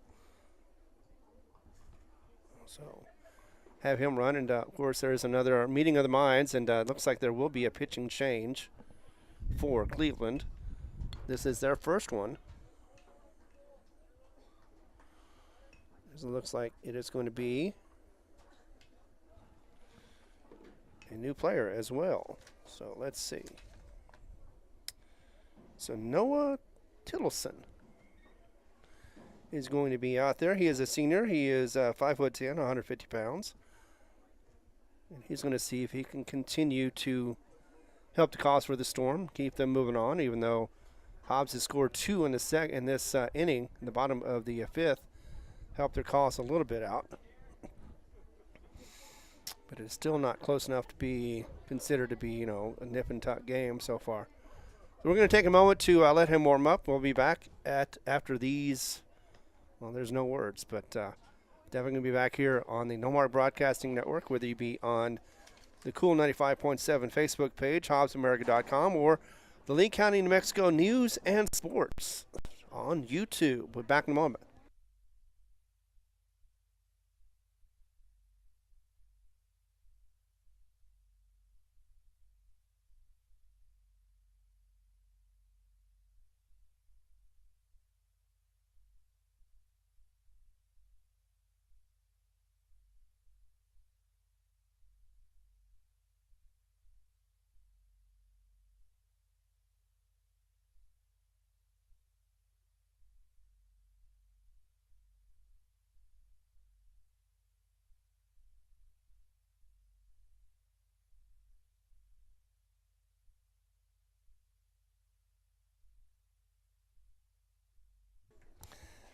Welcome back. Cleveland needs 1 out to get out of this inning, but Hobbs still hasn't the ability to be able to get back into this game. They have a 7-run deficit to take over, and they're starting to get a little bit more lively as far as being able to get on base anyway, whether it be hit by pitch.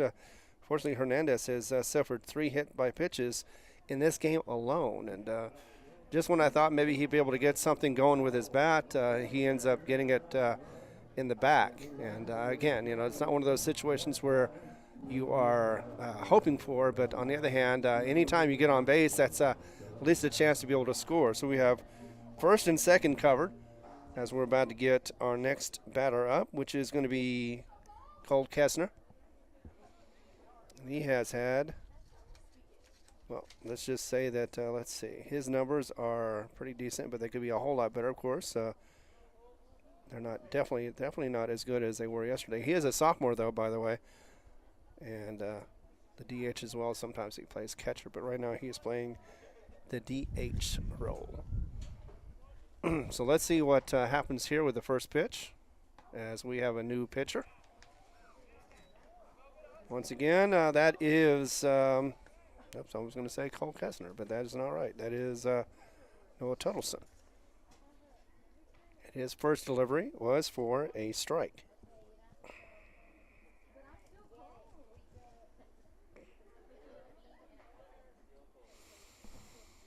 Long wait, and that is called a strike as well.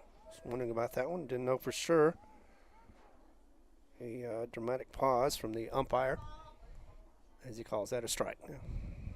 So we're going to see if we can get moving forward on this one, or is this going to be the last bat of the inning for Hobbs, as Cole is ready to set for this pitch. It's a dribbler, and it's going to go foul. So no harm. At least he got contact with it. Runners have to go back to first and second, respectively.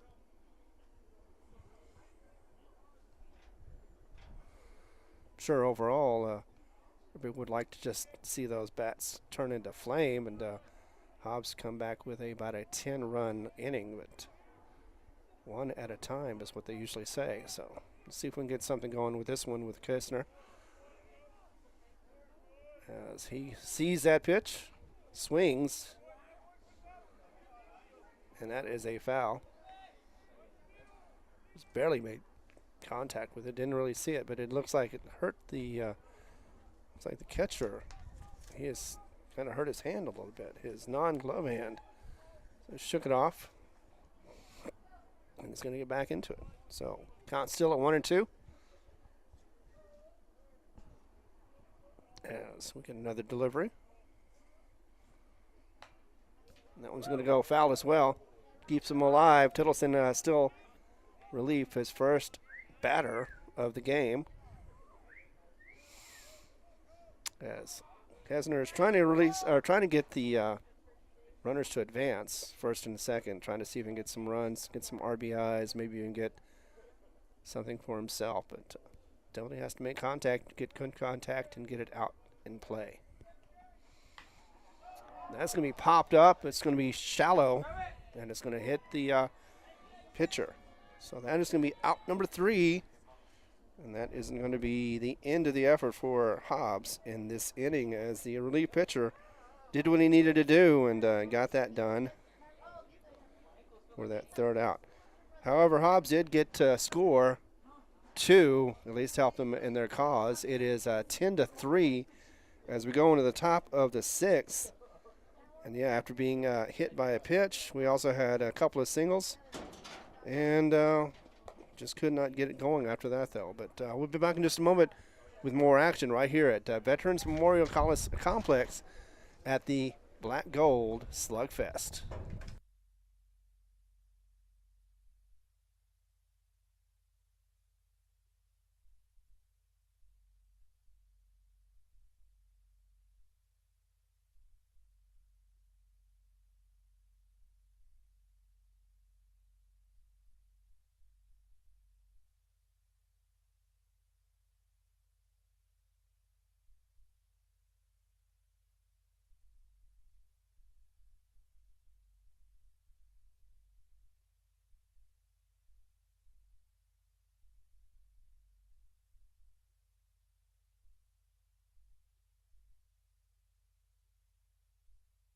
All right, we're back with action. It's the top of the 6th inning. As making sure nobody gets hurt in the stands as they are keeping warm, and we are too. Speaking of which, trying to cool off these bats for the Cleveland Storm. As up to bat, he hits one foul, just foul. Of course, that is going to be Gabe Nelson. First at bat. So already 0-1 right now.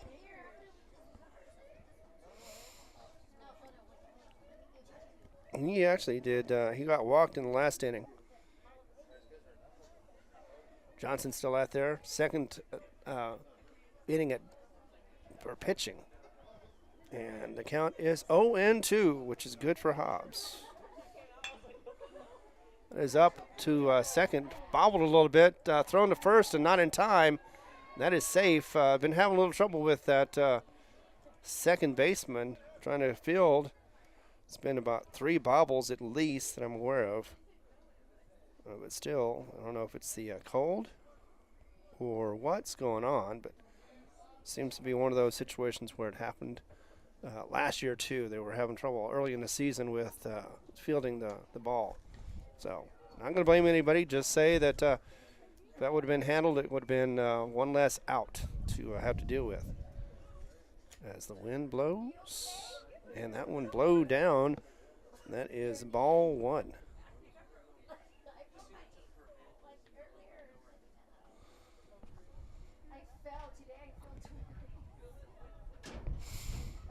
All right, we're getting another pitch, and that one is inside for ball 2.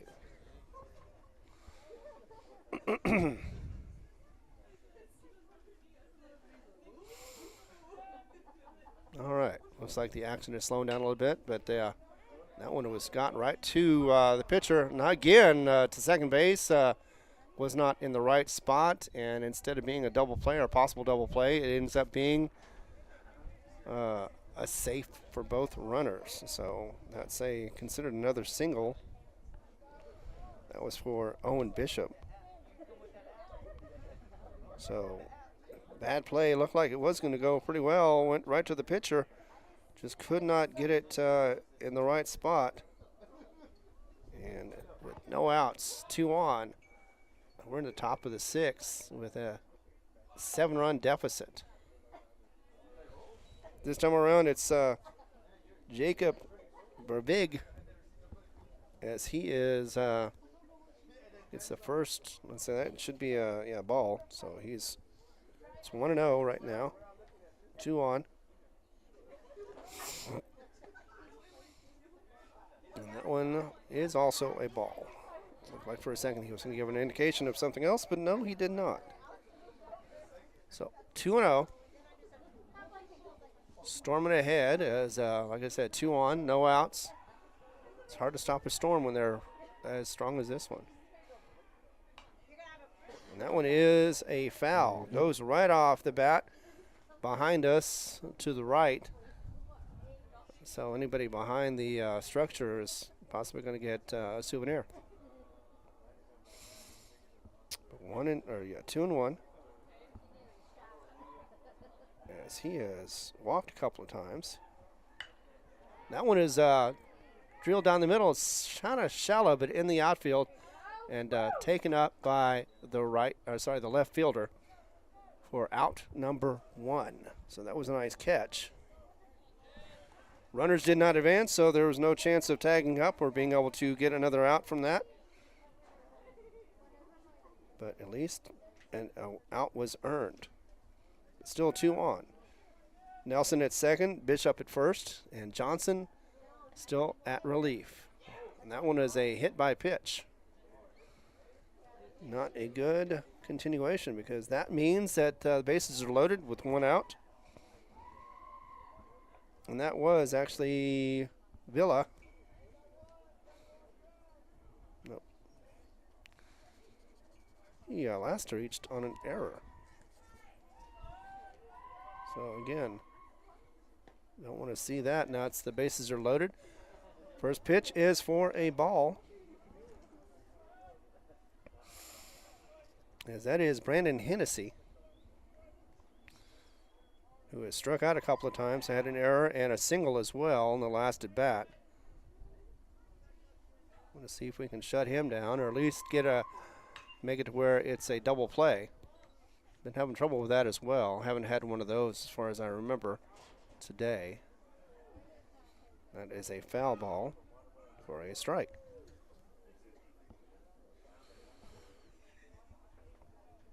Actually, it's 0-2. 0-2. And now it's 1-2 for Hennessy. And that one is drilled, so no change. I'm going to stay at 1-2. And runners stay at first, second, and third. So more scoring opportunities, but Hobbs needs to shut it down if they want to be able to get back into this. In fact, actually, this could end the game if the runs score.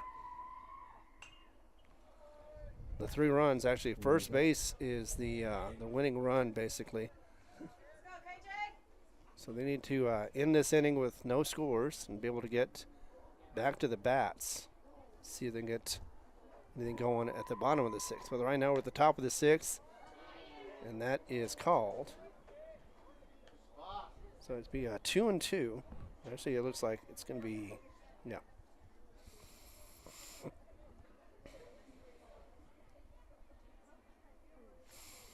So 2-2 is the count for Hennessy as Johnson delivers. And that one's going to be low. And that's going to bring up a full count. So full count, bases loaded, 1 out. Top of the 6th. We need a stop of this. Otherwise, it could be the end of the game. Or near the end of the game. That Hobbs will have a chance to bat back. Nope, it is called a strike. And, yeah, to the disbelief of Hennessy, he thought that was a ball. And that is strike number 3 for Johnson. And out number 2.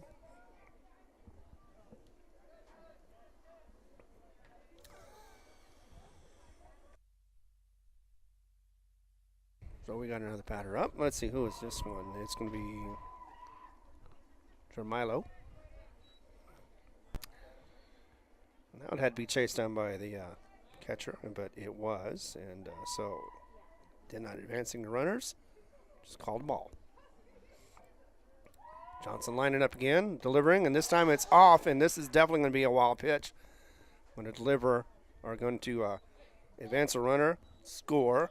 So unfortunately for Hobbs, the Cleveland Storm come back and score again in the top of the 6th.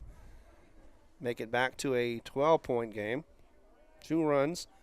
Again, they have enough runners on to be able to win this game. or at least get the mercy rule if they can get through to the bottom of the 6th, and that's going to be putting pressure on Hobbs. Meanwhile, it is Hilton, looks like. It is at bat. May have hit him as he hit the ball. It was a foul ball.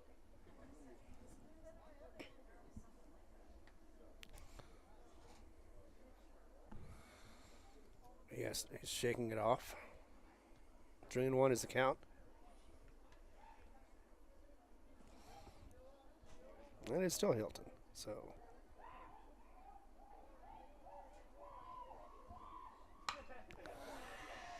And it is strong, and that looks like that could be another run or two. Yep, it is fumbled at right field. And now the runner is caught in 2, but that will advance 2 runs. At the very least now it's a 10-run game. Hobbs needs to get back into it and be able to score, otherwise it will be the end of the game at the bottom of the 6th. And still, though, with 2 outs, Cleveland's still alive. So that was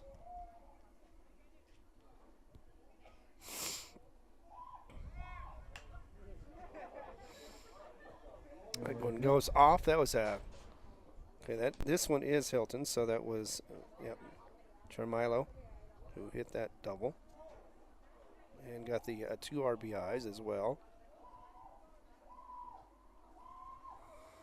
Somebody's having fun over there. So that is a 1-0 count.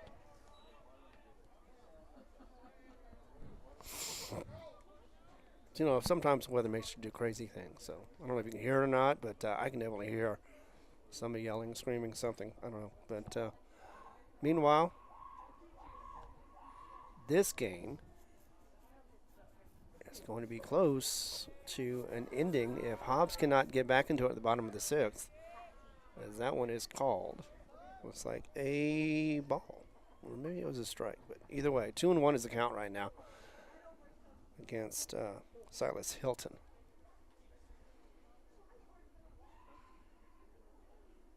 And here comes the pitch. That is struck to the right and actually to the left. And that goes over the head of the left fielder, and that looks like it's going to score another run as it is bobbled in the backfield, or the infield. And that'll advance him all the way to 3rd. And no more needed on that one. As another run scores, that is an RBI triple. Cleveland is just showing its power right now, as it is just able to do what it needs to, what it wants to on the bats. So Hilton gets a triple and an RBI, so an RBI triple. And no slowdown on the pitching here, as that one goes to a ball for Mario.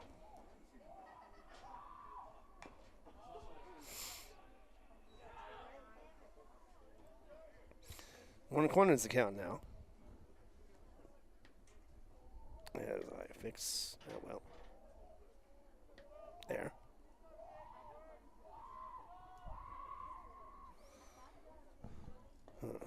Some people.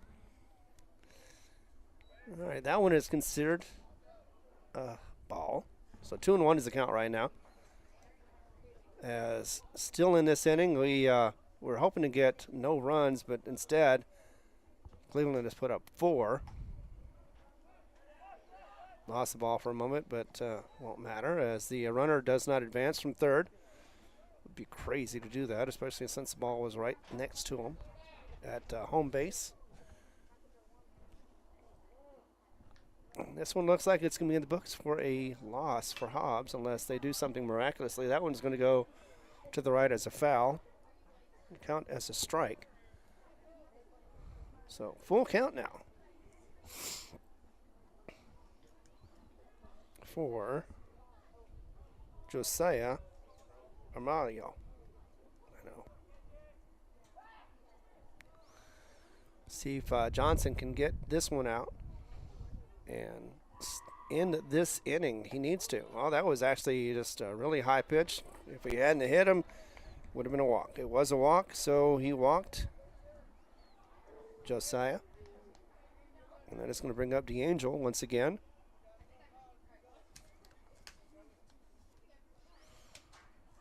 And he has had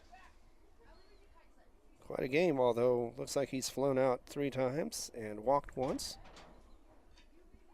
6'3", 190 pounds, but he is a sophomore, and he drills that to the shortstop. He does manage to get it to second, and that does bring the out. So the fielder's choice right there to end the inning, as that does not stop bleeding enough, because now it's 14-3, 11 points.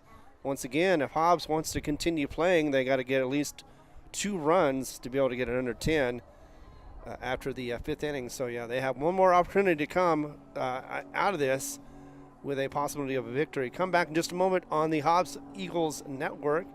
Yeah, you know what? We can find it on the Cool 95.7 Facebook page, also on HobbsAmerica.com. Be right back.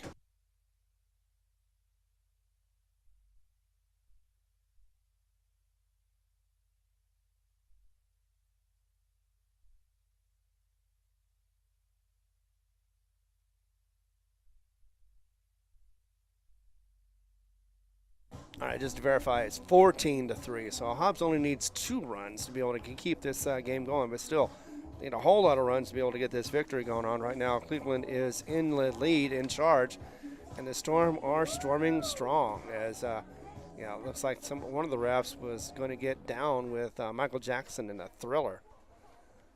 And speaking of which, yeah, we were hoping for a thriller today. We saw in Cleveland that Hobbs had won. Hoping to see the same thing or similar thing after they beat Farmington yesterday, 17 to 8, I believe it was. And that was a good game, but this one not going the way of the Hobbs Eagles. In fact, just like the weather, their bats have been pretty cold except for the last inning. They did get a couple of runs, but it has not been able to help them out. So we're getting back into action as Cleveland gets set. And we are set as well. Looks like the first batter up is going to be, of course, Christian Montez. See if he can get started strong. He is a junior.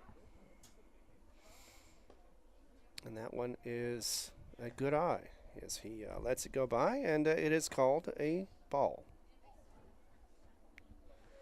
So 1-0 is the count for Montez. As second time around for the relief pitcher. Second inning, that is. That one's a swing and a miss. Tried it really hard, tried to get a good cut, but just could not get contact on the ball. 1-1 is the count.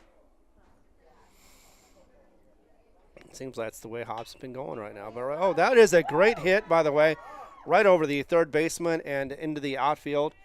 Find the gap and be able to get a single. Not a double, but a single, and that is a good start for Hobbs as they're trying to get some runs generated, and that is definitely going to help their cause. But yeah, it is still too early for any predictions right now. Hobbs needs to get hot with the bats, and they need to do it the next inning at least to get a couple of runs to be able to continue on.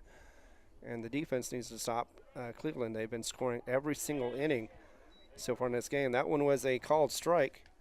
Not the way you want to start your bat. Speaking of which, Armendariz is on deck right now, or on the batter's box, trying to get something generated. That is also a strike. Was trying to see if possibly that would be a ball, but the last second, the fist came up from the umpire and called it a strike. 0-2 is the count, one on, but no outs. Bottom of the 6th, it is do or die time for Hobbs as they throw it back to first, try to get the runner, Montez, to bite, but no, he ended up getting back in time, was safe, and we're going to continue on. Armendariz is on right now. Camacho is next, and we got to the top of the order after that. See if we can get something going with our bats. Inside, just barely missed the batter. And that is going to be another ball. So it takes it to 1-2. He still has a couple of pitches, does the pitcher, but definitely wants to see if we can get an out on this one. Of course, we want to see a huge hit from Armendariz, as he had a really good game yesterday. And it's going to be 2-2. As we continue to see if we can get something generated with the Hobbs offense. Here it comes with the delivery behind him. Didn't hit him, and it will advance the runner. That is Montez to second. I don't know if that's going to matter much, but it doesn't hurt. And that'll be a wild pitch. I thought that actually could have hit him, but it didn't quite. It was real close. Full count, though, either way. As Tittleson is on the mound for the Storm. Looking back, doesn't have a chance at it, so he pitches it, and that is a walk. So a hit and a walk, and that stolen base doesn't matter as much because he would have been a second anyway. No outs, though. That does help the cause for Hobbs, as they are trying to get back into this. And like I said, if they don't score anything in this inning, it could be the end of the game, or it will be the end of the game. The 10-run rule, so they need at least 2 to get out of that. And they're on the right track so far. 2 on, no outs. That's hit strong and bobbled, and then hit and thrown badly. So that will actually advance the runner to score, as a couple of errors right there happen. First at second base, trying to get the first out from second base, and then the runner advances. That's Montez. He goes home, so he did run and get a run in for the Hobbs cause, so that'll help a little bit. Needs another one, though, as it is now 14-4. That's a 10-run difference, and that one is going to be a strike call, as it is a foul ball. Goes right off the front and just dropped and died. Camacho, though, is at bat, trying to see if he can continue the streak for Hobbs. First and second are covered. And we're going to get another wild pitch. This one's just going to advance the runners to second and third, respectively. So we're going to get 2 more in scoring position.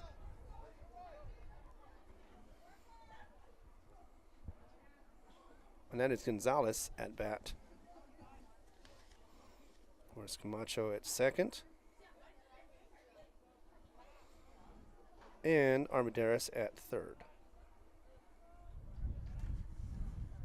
Here comes the pitch, just outside. And that will be a ball. Count is at 2-1.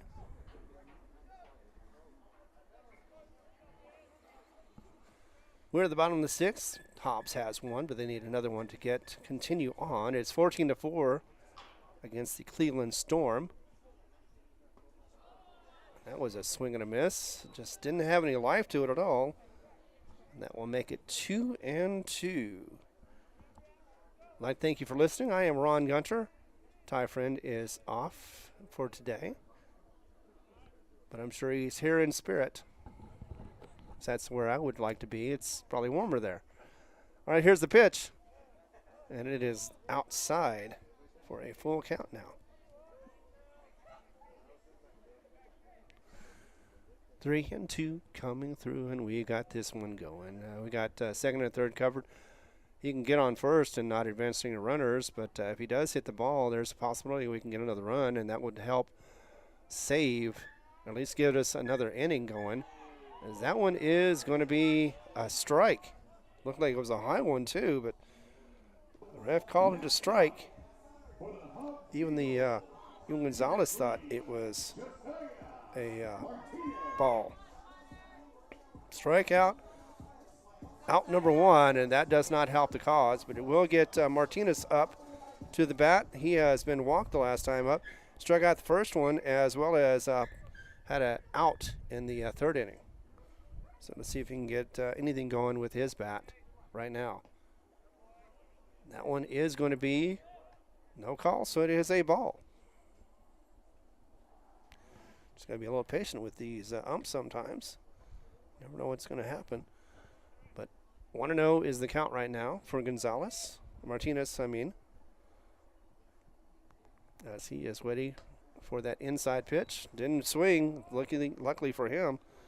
And that would have been difficult. He would have had to have at least been defending himself if he had done that. Martinez now 2-0. Last time up, he was walked. Maybe he'll be walked again. Who knows? As his third pitch for this inning. Here it comes. And that is going to be a ball. So 3-0 is the count. Possibility of Martinez being walked again. Fuentes is up next. And I'll see if he can generate anything too. But first, let's see what happens with Martinez at his fourth at-bat. Here comes the delivery. And that is going to be, it's going to be considered a strike. So just when you thought that maybe there'd be a walk, Martinez doesn't get that. So it's 3-1 is the count right now. He is still ahead of the count on the pitcher, but let's see what happens with this one. Should be a strike. We can never know. Maybe he's going to try to see if he'll chase. He does. And that is a walk.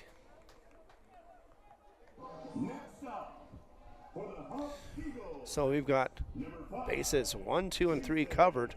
And it's going to be Jason Fuentes coming up next. See what he can do and get this thing going. He has had 2 outs. And not much else has not been scored. It has not scored a run. He would love to do so right now. Redeem himself for this day.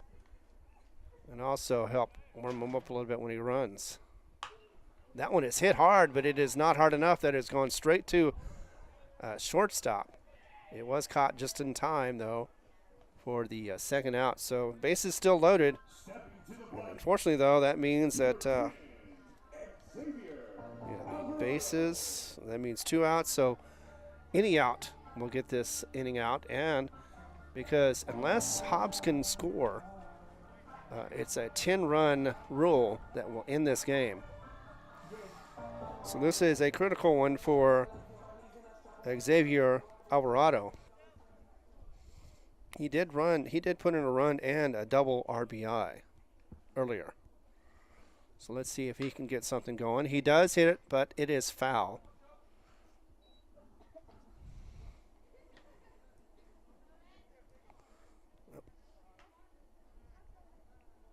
So 1 strike for Alvarado. As he is, as the Star Wars character would say, he is our only hope. Or at least the only hope right now. He is the hope that they have at this moment. As Tittleson is wound up and throws the ball, delivers it, and it is a ball. And that will put it at 1-1.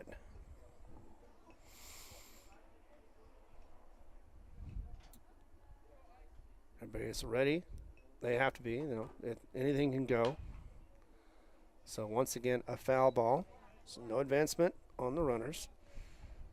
1-2 is the count. And hope is drawing thin now because one more strike will do it. Hits the ball though. If he makes contact with the ball, it'll help keep him alive. Maybe it's in play. It'll score a run or 2. But time has been called.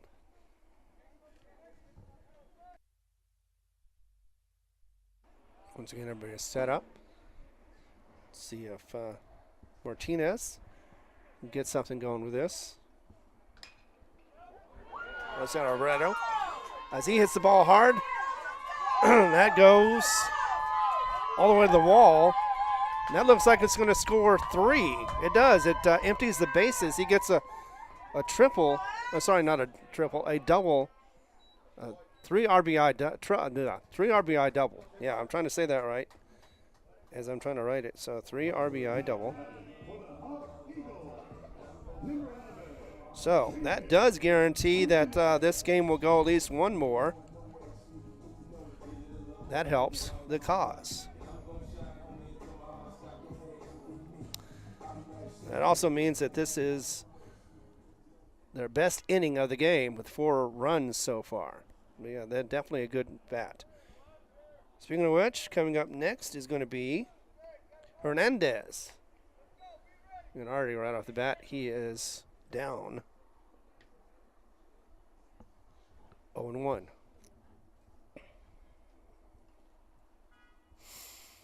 Hernandez, by the way, has been hit 3 times by pitches. That's the only time he's been on base. And that one is far away from him, so not getting hit by that pitch. 1-1 is the count. And again, I'm sure he's going to get home and he's going to be sore from all the hits that he's been receiving during this game. And with the cold the way it is, it really does tend to sting. Here is the pitch. And that is delivered off and swung back for a foul. Hits the netting. The netting that I both like because it defends us and also is not easy to see through at times, but can't have it all. So Hernandez with a 1-2 count. And again, teetering on the edge, but this time not as bad. That one was a ball. So counts now at 2-2. Yep, as the fans say, he's got to protect the plate. Get anything that's over it. Do not chase. And see if he can get the ball in play and get his get the guy from second on home. Maybe even get himself home too. That was a little high, and that looks like it's going to be another ball. So it'll be a full count once again for the Hobbs Eagles, as they are prolonging this inning, this bottom of the 6th. But it is a good one because they've at least managed to make it a 14-7 game, difference of 7 runs. That helps a lot. And that will be an issued walk. So we have first and second are on. Alvarado at second. And it will be the runner once again, Thomas Arello. See if he can get anything going with his legs, as there is a conference going on right now. Cleveland is concerned, and they are going to change their pitcher. Let's see who it might be.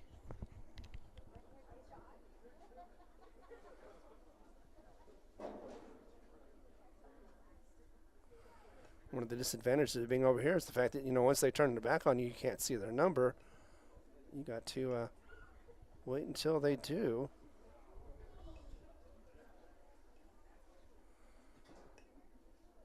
And there is a warm-up going on. All right, got the number, so let's see who it is. And the winner for the relief pitcher is going to try to close this thing out. It's going to be Xavier Vasquez. He is a sophomore, 5'10", 153. Is that right? 153 pounds, yes. And he's going to try to see if he can get Cleveland out of this inning. It's 2 outs, but we're going to see what happens as we continue watching and intrigued on this one as well. I'll be right back in just a moment with more action right here at Veterans Memorial Complex.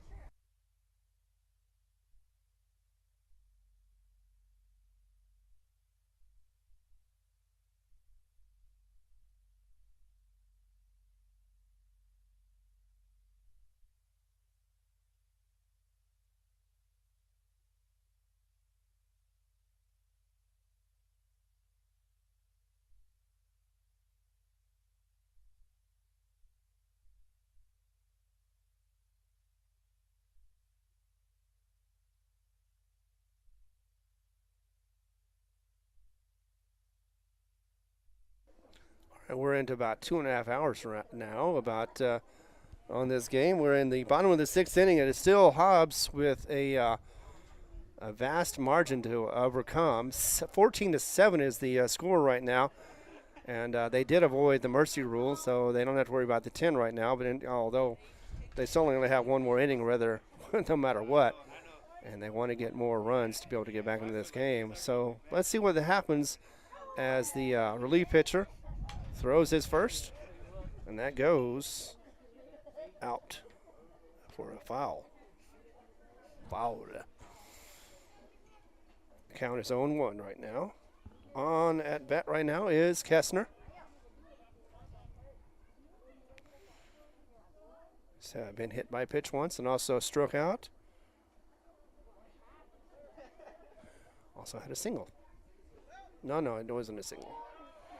It was a catch by the pitcher. And this one is going to be a run down. Either way, looks like it's going to work. It was at first, looked like the runner was going to get caught at first, but he ran back to second, and second advanced to third. So first and third are covered right now for Hobbs. And that definitely did help. That's going to be Alvarado at third, I believe.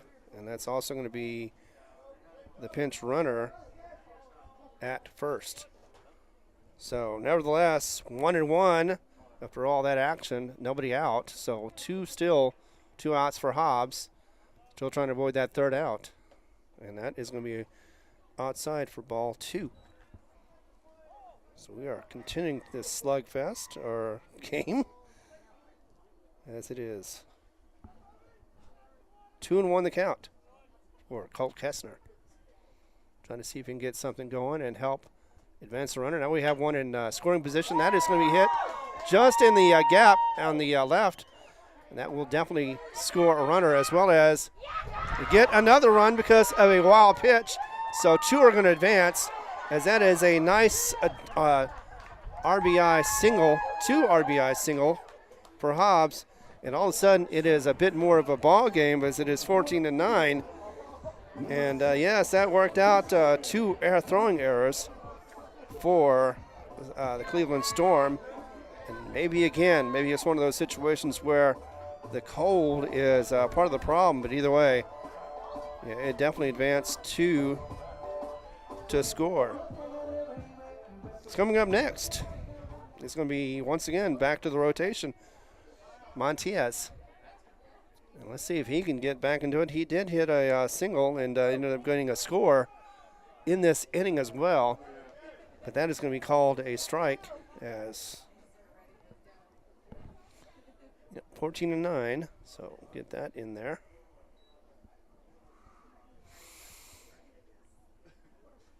Six runs. Is that right? 6 runs.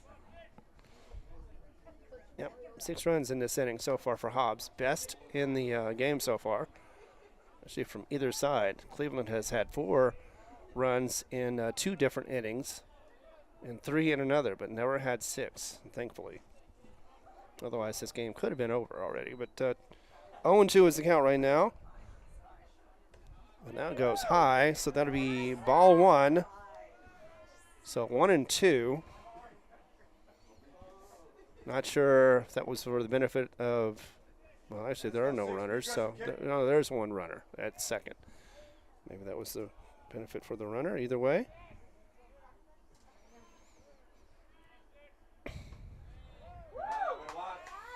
That is a good eye, as another ball call for Montez. So 2-2 is the count. Or no, 3-1. 3-1. As he has walked again, that is Montez. And yeah, he does draw the walk. Oh, so I don't hit that right. And we're back again. So we got a lineup going on. That helps too as far as winning a game. You know, you do the full rotation, go back to the beginning. And Saul Armendariz is back up again, trying to see if he can further his cause. He got walked last inning, or actually this inning. And I'm just going to start off with a ball.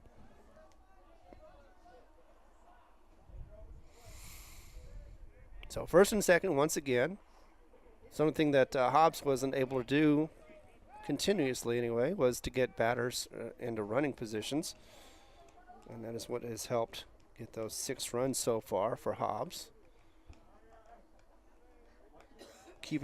Probably keeping warm thoughts as well helps everything. Inside, and a wild pitch. And no, they're not going to advance simply because it wasn't deep enough. But there was a moment where they thought about it. And that will be 2-0 for the count. Saul Armendariz has been walked a couple of times. Could be happening again. Who knows? He did have an out earlier in this game as well for the 3rd out. So could happen one way or the other. Here we go with the pitch, and it is going to be low. Again, not wild enough, though, to advance any runners. As it is now 3-0, and there's going to be the catcher coming up, just making sure that they're getting the signals right. We want to be on the same page as always. It's now 10-15, and yeah, it's like I said, it's the wind is still. It was knocking on the door earlier, and we just wouldn't let it in. Hopefully, it won't be blowing my papers anymore as this game continues to get better and better. And that is going to be another walk. Going to load the bases as well for the Hobbs Eagles once again. And so, yeah, they got first, second, and third. You got Kessner at third. You have Montez at second, and first, of course, Armendariz, who just got there. Camacho is up now. Let's see what he can do. He's struck out a couple of times. Don't want that happening. And this time, it's another ball. You would expect to see the reliever having a little better control over this, but again, maybe it's the cold, maybe not. Check the swing and called a strike. So 1-1 against Camacho. And another one, too. So 1-2. Foul ball.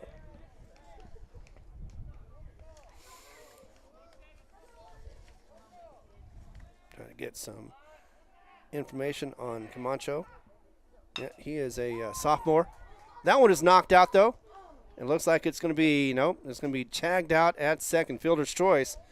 And that does end the inning. But Camacho did try to got some contact, and almost got the another run to score. However, that did not happen. Fielder's choice. And that is going to be the end of the inning. Bottom of the 6th, as we see 6 come in for Hobbs, and it makes it a tighter game. It's going to be 14-9. 5-run differential. That is not going to be the mercy rule, but still, we are coming up to the top of the 7th. This is the final inning either way, and Hobbs needs to stop him. Johnson's still going to be pitching, so we'll be back in just a moment to give you all the details and give you all the action right here on Cool 95.7's Facebook page, along with HobbsAmerica.com and Lee County News and Sports on YouTube. Be back in a moment.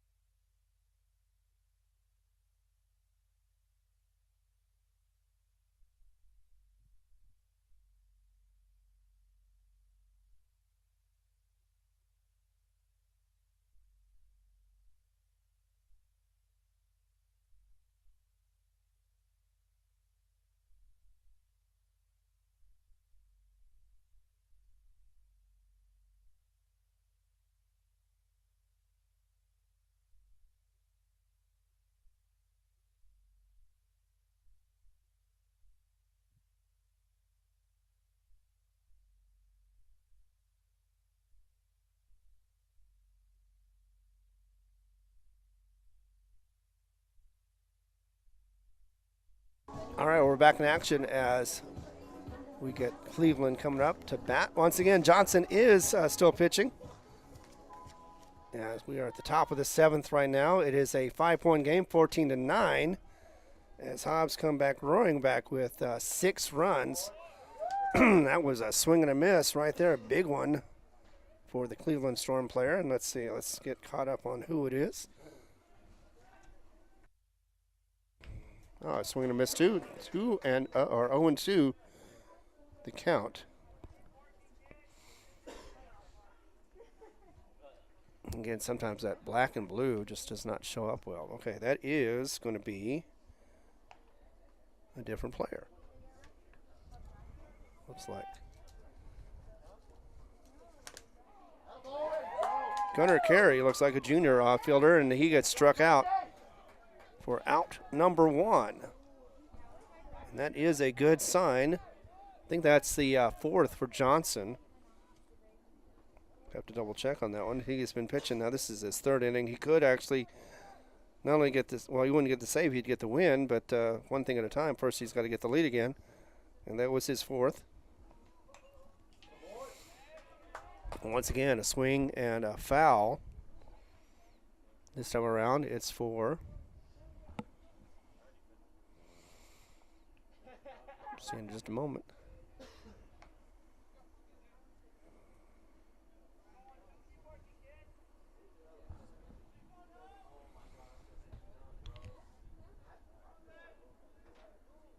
Getting the pitch. Oh, I was going to tell you the wrong player. 0-2 again, immediately already.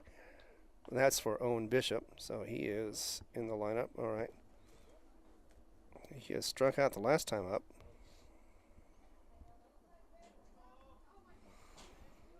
So Gabe Nelson is out. And that is another strikeout. So 2 in a row for Johnson, doing what he needs to do. That's relief pitching right there. That helps. So 1 and 2. Owen Bishop sets down. Unfortunately, though, that does not count for the same thing with Bevrig, because he got hit by a pitch. So that will advance him to first, and that will put a runner on. And don't need to do that. So next up, top of the order now, is it's going to be Jaron Villa. Should be anyway. He was also hit by a pitch. That's going to go straight to second, and it's going to be thrown to first for out number 3, and that's all it took. 1, 2, 3, or 4, basically. No hits, 1 left on, no errors, and that will end the top of the 7th in working order. So definitely something the Hobbs needed to do. They needed to do that earlier, but still, better late than never? Maybe, as we get to the bottom of the 7th.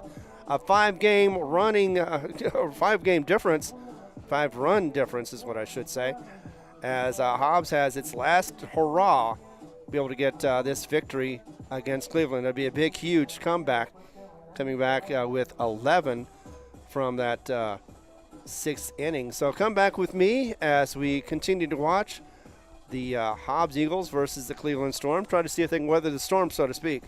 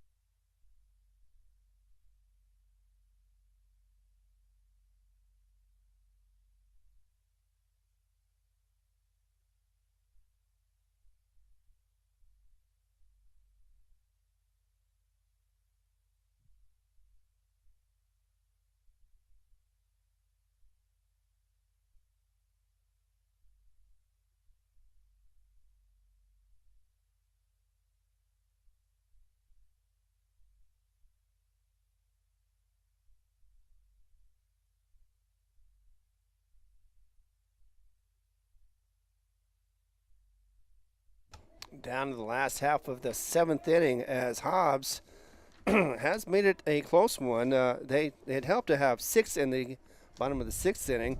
And before that, though, they had only had 3 runs. So it's 14-9. Hobbs has a moment, has a chance if they can get their bats continuing to run and continuing to remain hot. As coming up right now, looks like it's going to be. He's walking away. All right, so it's going to be at the top of the order, Gonzalez, Gerardo Gonzalez. Let's see what he's done. He's had mostly strikeouts, so he has not been hot at the bat. However, he has had numerous opportunities, and maybe this time around you can actually get one. He did have a single in the 5th inning, so that helped with a score. So he did score on that one, I believe. And definitely going to make sure that he gets a hit this time. Again, 3 strikeouts, but still is hoping for something good. Right now, that's a ball. So first ball was a ball for Gonzalez. 1-0 is the count. Bottom of the 7th now. Last inning, like I said, and see what happens. Another ball, that time outside. Easy to call when it's that far off. So batter's ahead on the count. See what happens with this one as delivered. Oh, it looked like it just slipped off his hand on that one. Possibly. At least that's what I saw anyway. And it's 3-0. As we're getting into the almost getting to 10:30. So it'll be close to a 3-hour game. That one's down the middle for a strike. It had to be. Otherwise, it would have been a walk. And it puts it up to 3-1. Once again, Xavier Vasquez, sophomore, is the pitcher, and that was a walk for Gonzalez. So already have one on. Then again, it's not something you want to do, but on the other hand, any way you can get on base, that's the way you take it, as long as you don't get hit. Martinez up next, and he has had some struggles. He's walked twice, though. The last 2 times he's been at bat. So starting off with a ball.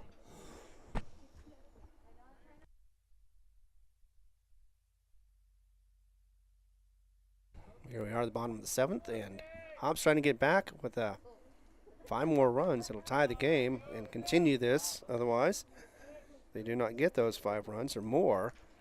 That will end the game with a loss. They've already beat Cleveland once, 5-3 in Cleveland. Now they're turning around. They had each one of them had the tournament, the Black Gold Slugfest right here. We've had several games today. This is the final one. It is now a count of 3-0. Once again, looks like the possibility of a walk for the batter.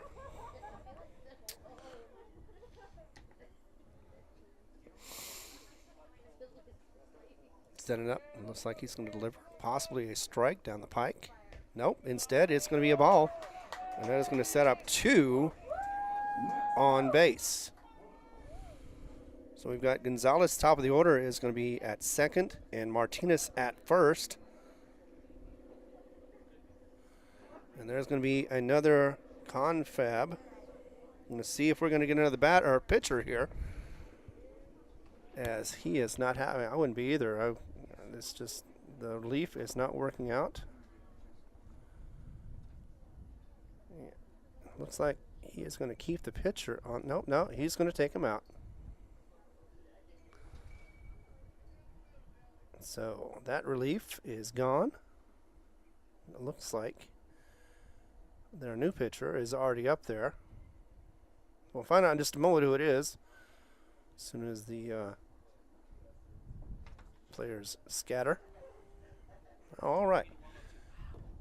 There's going to be a change in position, looks like. He's already got there warm, so it's going to be Anthony DeAngel, who is the tall kid that I told you about. 6'3", he's 190 pounds. He is a sophomore, and he's a right-handed pitcher. So we're going to be seeing his action, as it is 2 walks on here. no outs in the bottom of the 7th, and if we saw Hobbs get 5 or 6 runs, if they get 5, of course, they tie the game, and we go into extra innings. If we get 6, that'll end the game. Anything less than that, and it will be a Cleveland Storm victory. So let's go ahead and see if we can weather the storm a little bit longer as we come back in just a moment.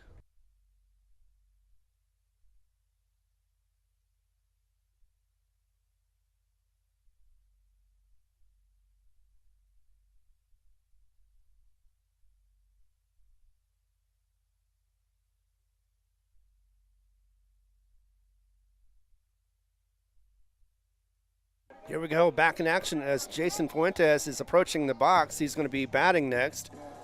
He has had several walks. In fact, he's had the last 3 walks. No, I'm looking at the wrong guy. Okay. He flied out to, actually, it wasn't a fly out. It was just to shortstop. That was his last out. He was also out several other times. I don't think he's done much of anything in this game, but maybe he can turn it around in this one just like the Hobbs Eagles did. They have 2 on, no outs. At the bottom of the 7th, and it has made a close game. It's been up to 11-point difference, 11-run difference, and now quickly it is a 1-1 count for Fuentes. So let's see what happens with this pitch. Delivery, high, and not sure if that was again for the runner's benefit or what, but nevertheless, it is a ball. 2-1 is the count right now. Once again, fast delivery. And that one looked like it is a strike down the pike. 2-2 is the count. As we see if Fuentes is going to guard the plate. He did, and paid the price for it as well. Swing and a miss. That one was outside. Definitely a ball. But he swung and created the first out of this inning. 2 more outs, and that'll be into the game for Hobbs. They still have 2 on, though, but they need more to generate to be able to get this game continued on or to win it. 5 to tie, 6 to win. They only have 3 on right now at the best. First one is down, and it is called a strike for Xavier Alvarado. Yeah, not a lot of people here, especially a lot of fans, who are very happy with that call. Here comes the next pitch. It is outside and definitely not a ball. I mean, sorry, it is a ball and not a strike. I was going to say, I don't know, sometimes, you think one thing and you say another. I know my mom does that a lot with me and my brother, but we won't talk about that. All right, so we're going to get back into the game, and another pitch delivered. Swing and a miss right there. That was a good try, but just did not connect with the ball at all. And now, all of a sudden, it is a 1-2 count. Alvarado needs to be a little more selective on his swings. Here comes the pitch. Swing and a miss. And that is going to be out number 2. 2 strikeouts in a row for Hobbs.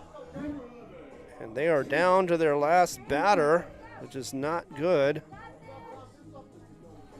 2 on, though, so they do have that going for them. I mean, if they can get any kind of play inside, they could get an advanced runner because they got one on second. But that is well inside. Went over the head of Hernandez.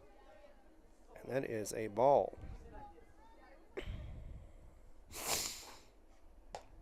Also inside, had to duck on that one, Hernandez did, and did not get hit, so that is good. Remember that we have action tomorrow afternoon as Volcano Vista is going to be playing Hobbs. It'll be at 12:30, and that is a swing and a miss. That is not good either, and that'll take the count to 1-2. Still alive, though, with 2 on, with 2 outs. Swing and a miss. It's not a swing and a miss, but a swing and a foul for that one brings it to 2-2. Hernandez with possibly the last bat. If he's not able to get some sort of in play with this one. Full count now. So it went from desperation to anything can happen now.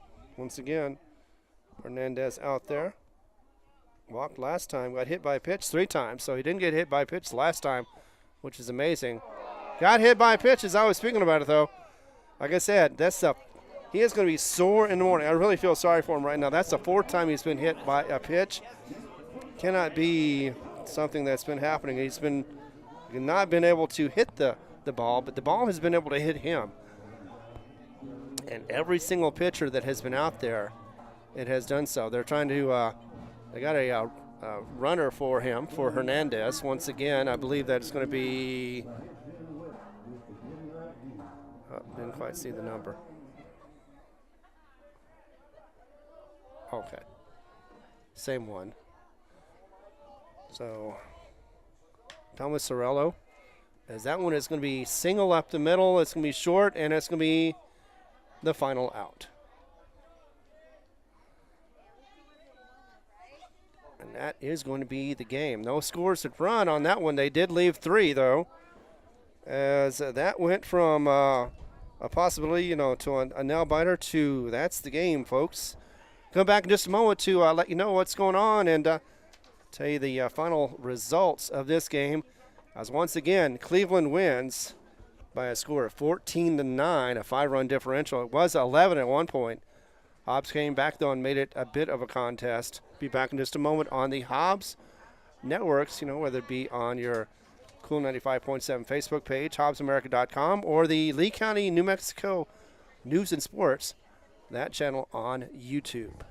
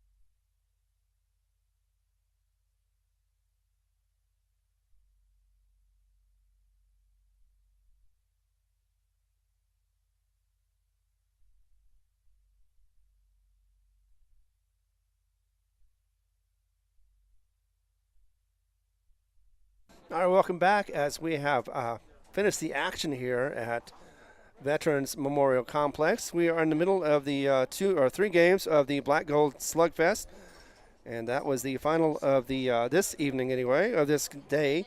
Tomorrow we're going to see some action on both sides, on varsity field as well as the JV field. JV field's going to see Artesia versus Los Lunas. The Tigers have been 0-2 so far in this on these 2 days. And also Berlin is going to match up against Clovis. Now the Artesia game is going to start at 10 a.m.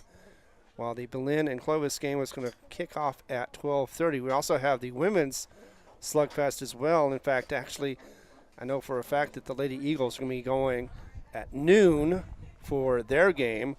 Not sure exactly who they're playing. I didn't catch that, but they won today big time over their opponent, that was the Goddard Rockets. And for the varsity field, it's going to be Cleveland versus Farmington.